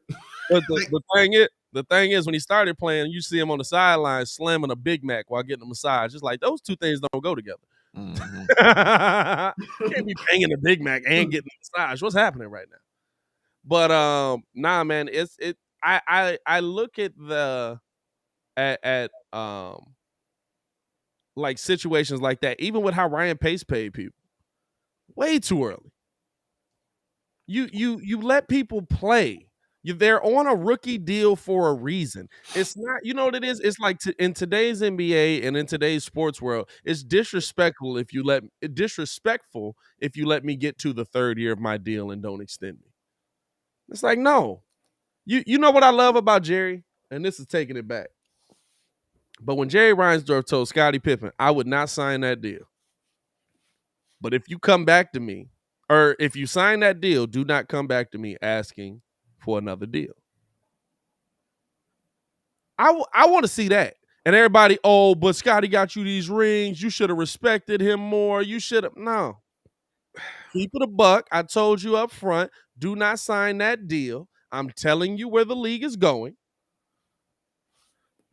I respect the mess out of Jerry for that. I feel like what that is that it's the mentality that those guys, that old guard, had towards the players in general, and they did kind of treat them like property. And like they did, they treated them bad. They did, all of them. I mean, it's just on one hand, listen, treat me bad, still millions of dollars. Treat me horribly. I mean, at that time, but the clearly inflation is one thing. Like, because we're talking about $17 million, which ain't nothing to sneeze at. Wasn't it 17 million for like 8-9 years? It was for like it was a 9-year, $17 million deal. Yeah, it was a long time. But he's up against it because a lot of those guys are coming from wherever they're coming from. Most of them aren't necessarily coming from money. Like I actually read the Jordan rules, and some of like Cliff Levingston was trying to get $1 million. Like was like, like it was a little tougher for them. Shout out to you for reading the Jordan rules and realizing it had nothing to do with knocking Mike on his butt. No, it wasn't. It was just Let's talk about the Jordan rules and be like, the rule was knock Michael down. I'd be like, clearly you haven't read it. yeah. It was he None of ruled, it but was. it wasn't None even of it was that. for Michael Jordan, really. Matter of fact, and Mike was he was like Jerry Krause sucks. He can't get anybody. He ruins every deal. Yeah. There was a lot of guys that they wanted to get over that. We could have got there was a cat that used to be real nice in Milwaukee. Ricky geez, I forget his name. I think it's Ricky Pierce. He couldn't get it done. Ricky Pierce was a nice shooter. Yeah. But anyways, Scotty, I just feel like their mentality was that they really disrespect. I mean, come on, dude. Mike made at the most $4 million a year. He's the best player in the league for so long. So Scotty wouldn't get nothing. But they treated all those guys like they were just basically property. But that's what I'm saying. That's why I don't mind where the team is or where the league is now. Now, do I like the mentality of we're gonna stack all these teams together? We're gonna do that. I'm not a fan of that. But even if we being honest, the Lakers aren't stacked. They tried, but they're not stacked. Most teams right now have about 2 stars and 1 really good player. The Bucks right now have 2 stars to me in Drew Holiday, and you've got 1 superstar in Giannis. Chris Middleton is a really good player. It's a good team. Hey, Drew's a star. Come on, dog. You have a great player and 2 really. You have 1 really great player. Hey, if Drew is a really good player, let me get that. Drew is really good. Drew is really good. Come on, Chris dog. Mia. Come on, dog. That's gross. Drew is out here. Drew is out here putting up 40, 50 balls. Dude, Drew Holiday is getting $30 million. No. Drew, no. Hey, but he's playing up to that. Drew Holiday is getting busy. Chris Middleton. And Chris is getting 35. Giannis 39. That's an expensive contract. You know what I'm saying? That's an expensive contract. Drew at a minimum is giving me 30 and 40 points. 35 M's for a spotty 20. Yeah. Well, I'll say this, right? I'll say this. There's been a lot of Chris Middleton slander from me. I'm not going to say there hasn't. This year, nobody liked him. No, but this year I must say Chris Middleton is playing very consistent. He's been a consistent 20 to 25, 7 rebounds, 7 assists. He said a spotty 20. It is a spotty 20. Spotty 20. It's a spotty 20. That's funny. But you know what? Like I like where the players versus owners are at now. I feel like it's more like, hey, we're all trying to work to get this team together. Let's be real. Nobody wanted Jerry Krause in the building. We give Jerry Krause so much flack in Chicago, and really he built.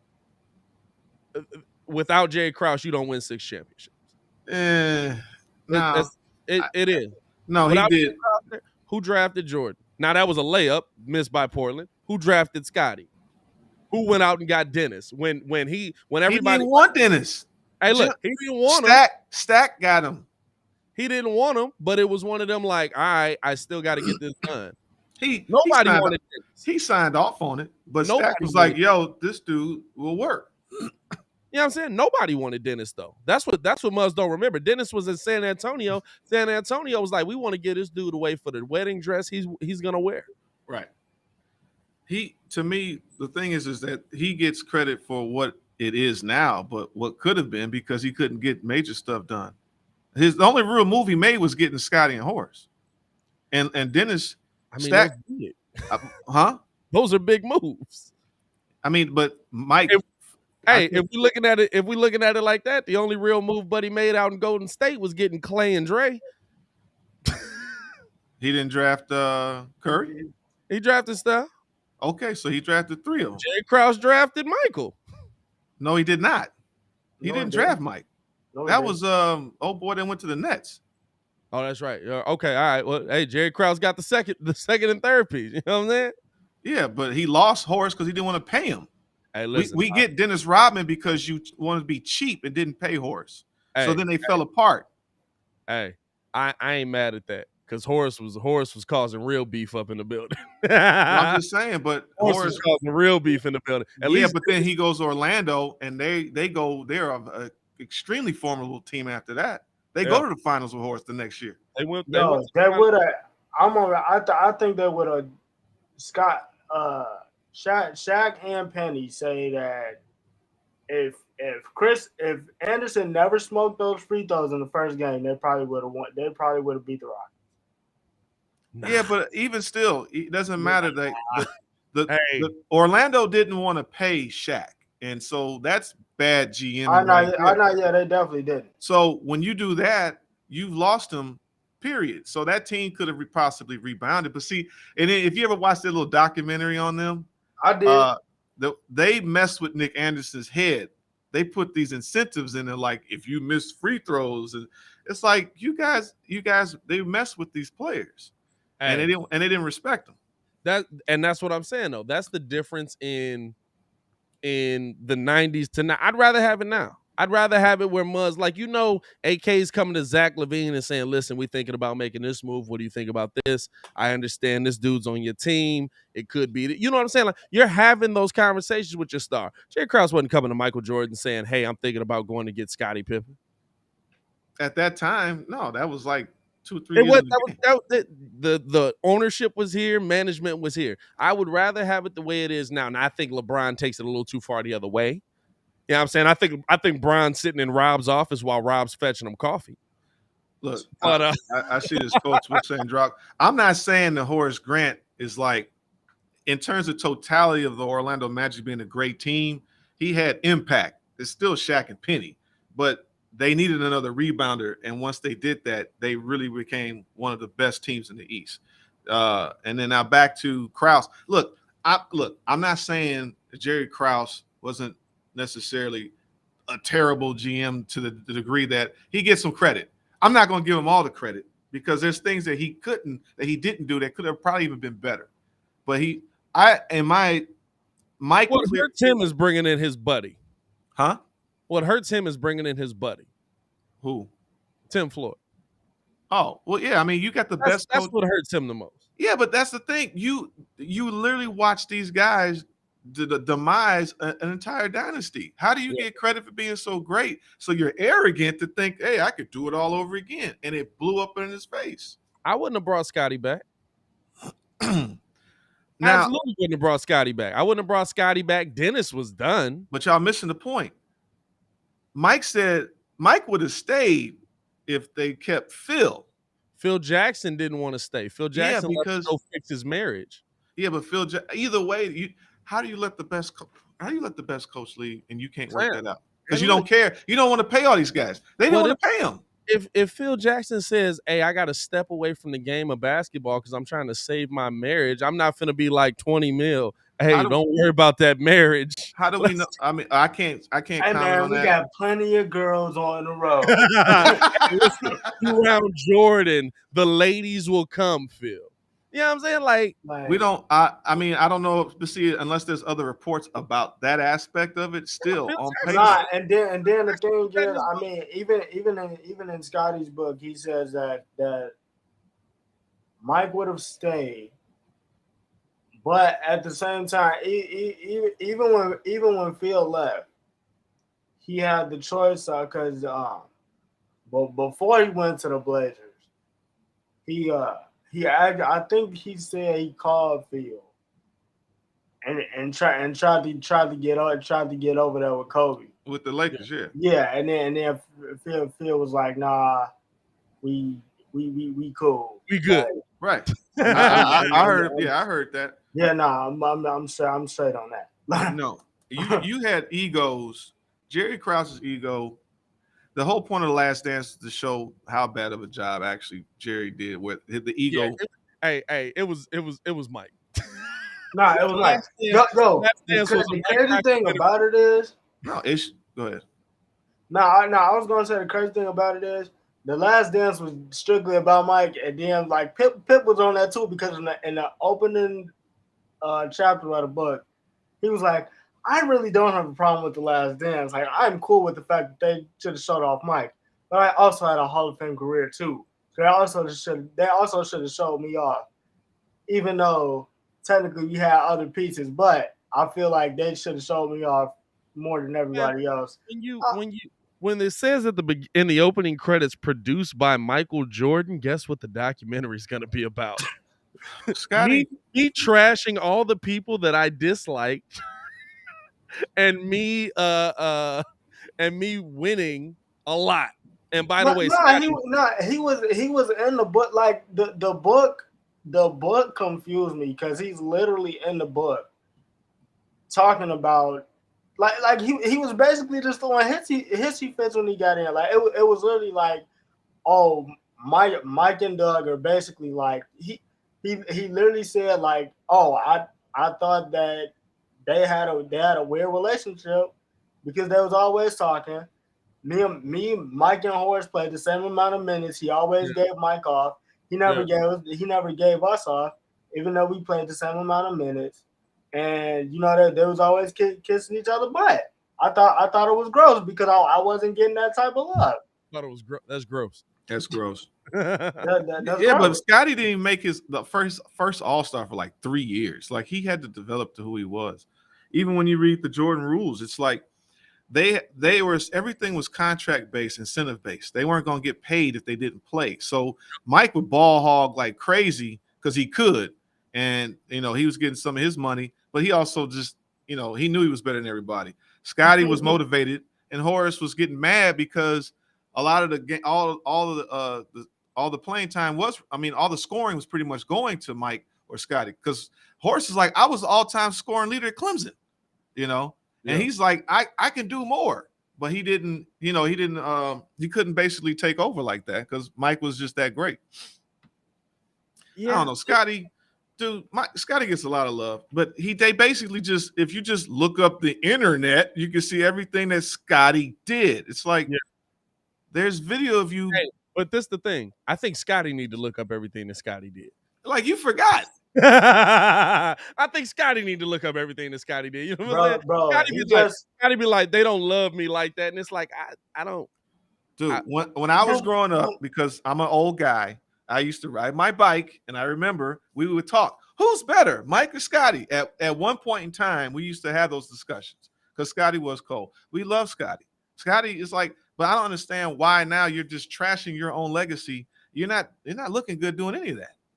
Because he's stuck on that one seed. Like he cannot get the season that Mike left to go play baseball, and he literally almost carried them to the final. He cannot get that season. But he did. But he blew it. But he still blew it. No. A bad call blew it. No. Bad call in the East. You got to put yourself in that situation regardless. The point is that they had a chance and he didn't get it done. A bad call in the Eastern Conference Finals blew it. But Scotty, but there's more. You got to win 4. The whole thing is Scotty absolutely led the Chicago Bulls in every statistical category. He did. He was like, rebounding, points, steals, block, every statistical. Scotty was a problem. Scotty was in the running for MVP that year and probably should have got it. But then there was this dude named Hakeem Olajuwon who was dominating everybody. Dude, I had a hard time respecting the Rockets wins because they were like 47 and 35. They were like almost 500, and they just got hot at the right time, the first year. And then Shaq and them was supposed to beat them. I know. I remember like not respecting them because they weren't even the number 1 seed in the West. It was like, Seattle, I think, blew it. And I think they blew it the one year when they lost to Denver in the first round. It's like, what are you doing? Like, I remember that stuff. So to see, Olajuwon and them was like, all right, whatever. And then they come back and do it again. This time they got Clyde. It was like, whatever. Hey, listen, I'll tell you this right now. Yeah, when you said earlier that what'd you say? The Rocket. No, what'd you say? You said the Magic would have won if he hadn't missed them free throws. No, I didn't say that. He said go back and watch. That's what Shaq and Penny. That was the first game that set the tone that they ended up going down the path where they lost. Hey, Yeah, go they back, they, go they back and watch. said they never smoked those free throws. Uh-huh. They would have definitely beat because they would beat up. They beat them in Go the back and regular watch season. Go back and watch what Hakeem was doing to Shaq. Yeah, That, but that's that's cool, they but were they lost killing both of them. those games. They lost all of the games. They They got swept. lost all They those got games in swept. the regular season. So they lost. But see that I feel like they lost that. They needed to lose that. Yeah. If they had got together and stayed together, they probably would have ended up winning. But Mike came back. Well, once Mike got back, it was a wrap. I mean, but Mike. it's Mike. I mean, they went 72-10 that year. But either way, if they stayed, they would have won. Hey, I think they would have won eventually. I think because that team would have went clean into the 2000s. Yeah. So I think they would have won eventually, but Yeah. let's not cap. They would have won. Hakeem had Shaq looking bad. I love that they used to be a segment like the NFL or like the NBA, like the if this happened. Yeah. Imagine if they play out that Chicago does stay for the next 2 years. They would have lost to Orlando if that team stays together because Shaq ends up leaving in 96 or 7, and he's going to the West. Yep. So it would have been that's the Shaq was winning regardless, either with Kobe or Penny by 2000. So yeah, I think that would have been interesting if that happened. I agree with that. Lakers history is definitely different. Oh yeah, they had Nick Van Exel and Vlade and all them over there. Or maybe Kobe is still over there because Kobe got drafted by Charlotte, but it would have been Kobe and they would have just But see, you got now Jerry West. That's a goddamn GM. I mean, that dude, he was doing his thing, man. That's a GM. I love Joe's perspective on this stuff. It's just like, nah, that dude wasn't a real GM. Nah, that dude, he couldn't figure it out. He sucks. It's just like, man, he won a lot of championships though. Mike won championships. Hey, Mike couldn't win them without Scotty. Here we go. Hey, we already know that. Hey, the crazy thing is, it's the opposite though, because when we talk NFL, Muggs will be like, dog, Bill Polian is like 79 years old. This man is old. He don't know nothing. Jerry West do it, and he built 3 championship teams? Jerry West still GMing though. Where is he at? Was he in Memphis? He on the He with the Clippers. Oh, that's right. Okay, I know he went. Yeah. Hey, look. A lot of love for Jerry West when he ain't got it done in a while. you still need talent. It's a combination of talent. Hey, look, who's getting the talent here? hey, man, time out though. I mean, Kawhi been injured. Paul George, I mean, at least we know he know how to build a roster though. I mean, man, I don't know. They ain't got no point guard help out there. Still. I'm looking this up with the 93-94 season with Scotty, and he averaged 22 points with 8.5 rebounds and almost 6 assists. He had 3 steals though. That's the year Jordan left. Mm-hmm. Yeah. He can't. But see, the thing is, his problem is when Mike came back, it's like y'all just forgot about him. No, just looking at how the team, so Horace had 15 points. BJ was almost 15 because that's when they all went to the All-Star that year. And Tony was almost 11 points. That's kind of interesting. Yeah. You know what? It's one of those where I love how we got down this path from Charles Barkley cussing out the Lakers. It's like, if you can build a good team, I'm never going to begrudge you for it. Do I like how the Lakers have done it? Do I like how Brian did it in Miami? No. But would I have liked how Brian did it in Miami if he did it in Chicago? if Garpax and them weren't so dumb? Like honestly, listen, I love Joakim Noah. I really love Joakim Noah. But we've got to... that was on Rose too, though. No, it wasn't. We've got to stop overvaluing our role players. What about Joakim?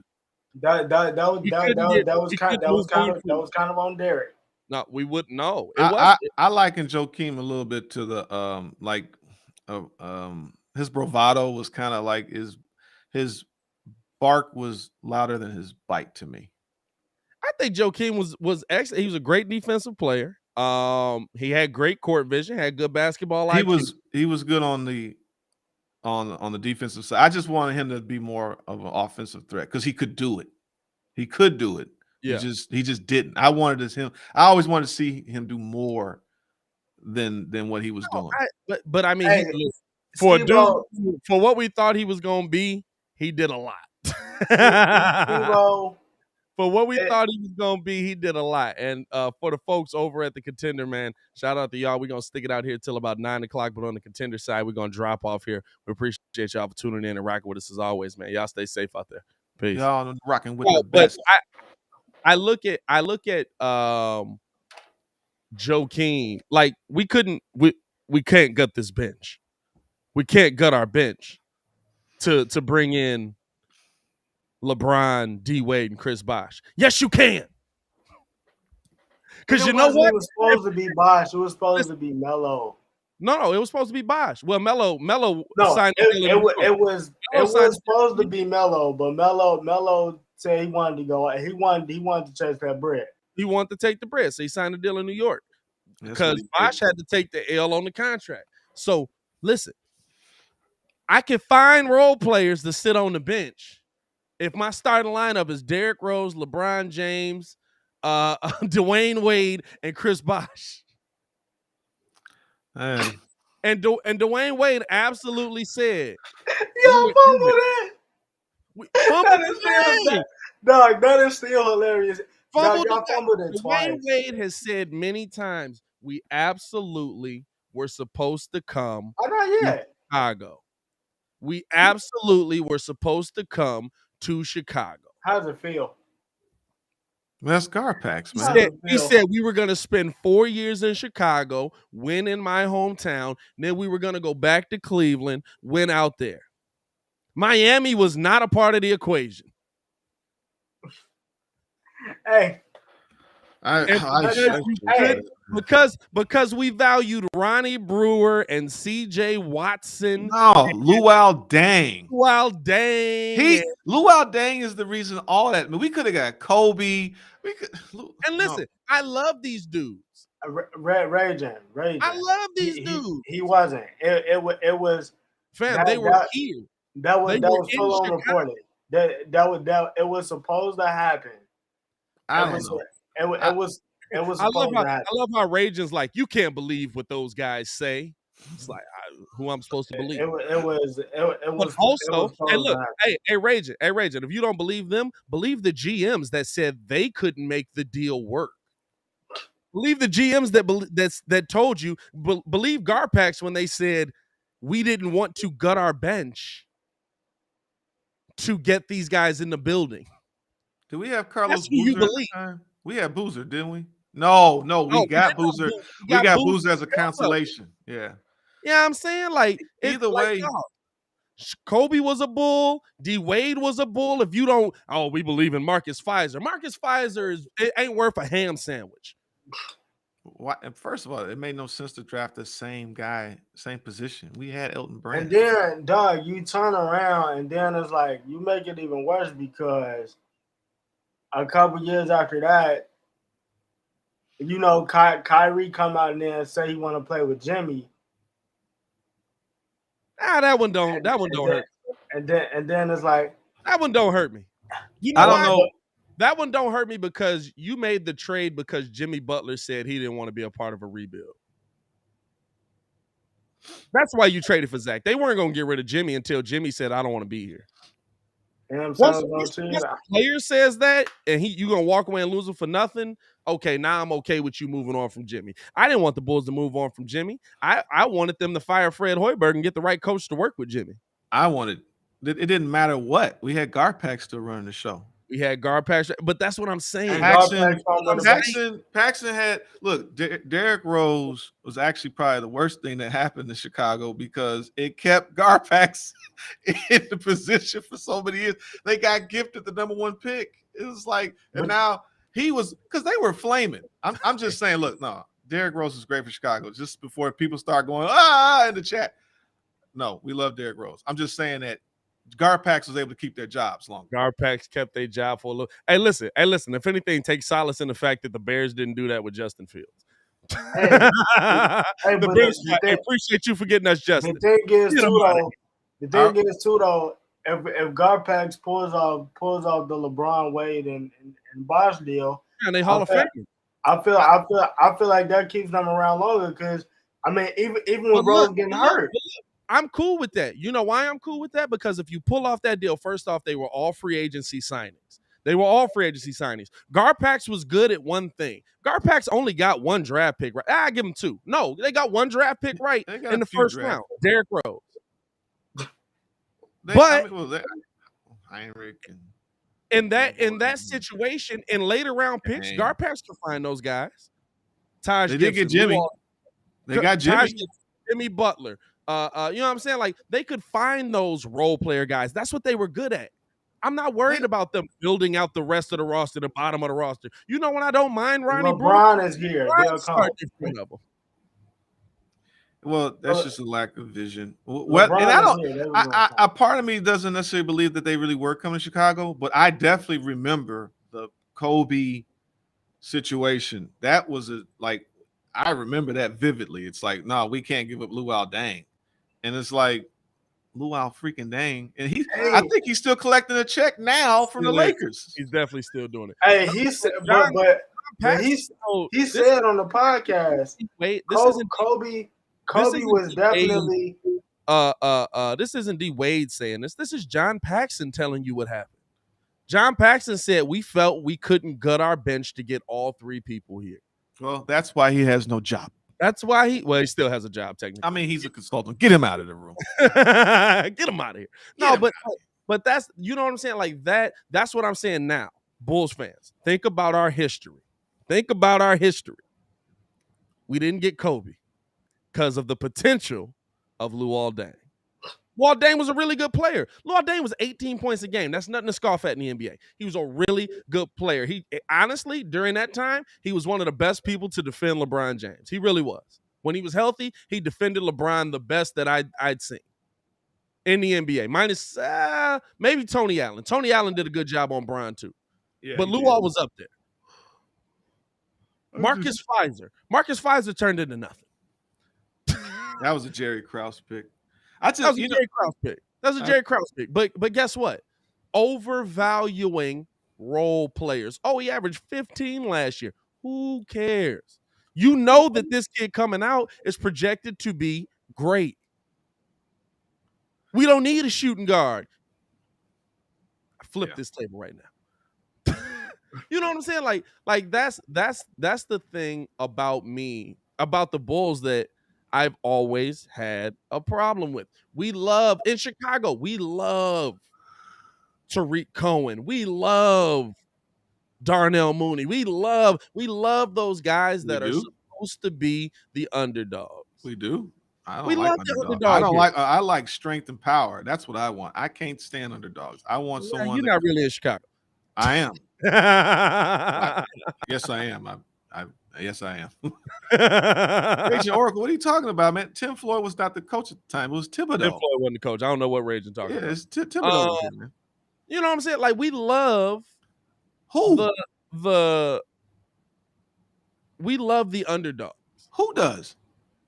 Chicago as a whole. No, we don't. We're the city of broad shoulders. Yeah. We want to kill, murder, death, kill. That's what I want. I don't want no underdog. Think about it. We love Joakim Noah. Just got his what they just do for Joakim? They honored Joakim. Joakim's a great role player. What are you talking about? We grew up. Okay, I grew up with Jordan. That wasn't no underdog. We came in number one. Yeah, we win. But y'all came in number one, dude. We were the number one team for years. What are you talking about? Hey man, it took him about 9 of them things to get. Took about 9 of them seasons. I mean, clearly he had to get to the point, but once he got to the top of the mountain, it's a wrap. I mean, he had to go do it. But what I'm saying is, we love those players that are in that Hey, listen, that's the glue guy. He's working his way. He's a grinded out player. Muggs wanted to pay Taj Gibson big money. Muggs wanted to pay Joakim, but you can't get rid of these money. Yes, you can. We can't get rid of Luol Deng. Luol Deng's a role player. Yes, you can. You know why? Because I can find another dude that can give me 18 and 6. You know what I can't find? Another dude that's gonna give me 40 multiple games in a row. That's what we want. We appreciate that. First of all, you're talking about GMs and owners or GMs that have a love affair with those type of dudes. First of all, I was so tired of the Garpax thing because they wanted these safe Duke picks. Everything was Duke. Joe, safe. It's 57 people in here that don't think we can get rid of Kobe White. I don't know why. Thank you for your service. Now go give me another. I don't think like that. But that's what I'm saying. We love the potential of dudes here. We like them dudes that work their way into he's gonna become. Jimmy Butler was the greatest thing Chicago had ever seen. He did grow, but he became a killer though. No, because of how he got there though. Yeah, but he was still a killer. Like I'm still mad that we finally got a killer. Scottie Pippen. How Scottie came into it. Scottie was trash his rookie year. He really was. Yeah, Mike put a foot in his butt, but he had the talent and the ability to get better. Mike did it to everybody. Scottie was just a really good player. If he didn't have Mike, he's probably Sedell 3. he's probably that's why Mitch Richmond was a good player. But he was Mitch Richmond, like a good player, you know. That's what Scottie was. But Hall of Famer and top 50. You know what I'm saying? Like that's what but like what I'm saying is like remember them teams and look at what we have now. Do not overvalue what you have. That's all I'm saying. Don't overvalue dudes that are coming off of your bench. Yeah, well, you have to find the right mix. I mean, you got to find the right mix. You think about what Miami did. Miami had Mike Miller. They got a sharpshooter dude for the low. You got shooters. I mean, Hardaway went on that squad. Who was on there? There was another shooter there. Mike Miller, James Jones, Shane Battier, Norris Cole, Mario Chalmers. And another one. Who's the little guy? The little guy, not Chalmers, but another dude. Funny guy. Norris Cole. No. They had at least 3 or 4 shooters on that squad. Yeah, they had a ton of shooters. Rashard Lewis. He was on. I forgot he was on there. That dude fell off. He went from a perennial all-star to but when he got to Miami, he knocked him down when he needed to. Hey, he did fall off hard. I ain't gonna lie to you though. He went from the key player. He was the guy. Sweet Lou was a bucket. Sweet Lou was a bucket. It's like, what happened? What happened, bro? Hey, dog. Rashad Lewis. Oh, no. He went to Orlando. He was in Orlando. He was in Orlando. I thought he was in Seattle, then went to Orlando, and then he just but in Orlando, he was a major part. He was the guy. Him and Dwight were the reason. Him, Dwight, and Hedo Turkoglu were the reason they got to the NBA Finals. That's right. Hedo. Yeah. Hey. And all of them mugs fell off after that. Every single one of them mugs fell off after that. Hedo was dropping mugs off. Hedo was a problem. Hedo was dropping mugs off until he got popped off for using HGH. Hey, dog, you can't shoot without roids? That's right. Hey, man, I appreciate y'all for pulling up and rocking with us this morning, man. Eddie House. I think that's what he meant to say. Eddie House. No, in Miami. There's another one. No, Miami. What's his name? Ray Allen. Oh. Hey, Joe, Ray Allen. No, not. No, man. But, hey, I appreciate y'all for pulling up and rocking with us, showing us love for another morning show, man. We'll be back. We'll be back on tonight. I ain't gonna lie to you, man. I got some news in the middle. I might be here for the live call tonight. I was supposed to be at the game. I might be here for the live call tonight, though. But at least I'll be here for the live call with y'all. I appreciate y'all for tuning in and rocking with us. Oh, no, it wasn't Mike Bibby. Come on now, don't do that. No, it's Mike Bibby. I see his face, man. He was a funny cat too. Talk about Andre Kirilenko. You talking about in Miami? In Miami, I was trying to remember all. These was the championship years. Yeah, let me look this up, man. Now it's gonna bother me. Hey, man. We'll holler at y'all later. Y'all stay safe out there in Chicago. It's your boy, Pat the Designer, joined by Stefan the Don and the Yes, Super sir. Joe Hope. Peace. All right, y'all.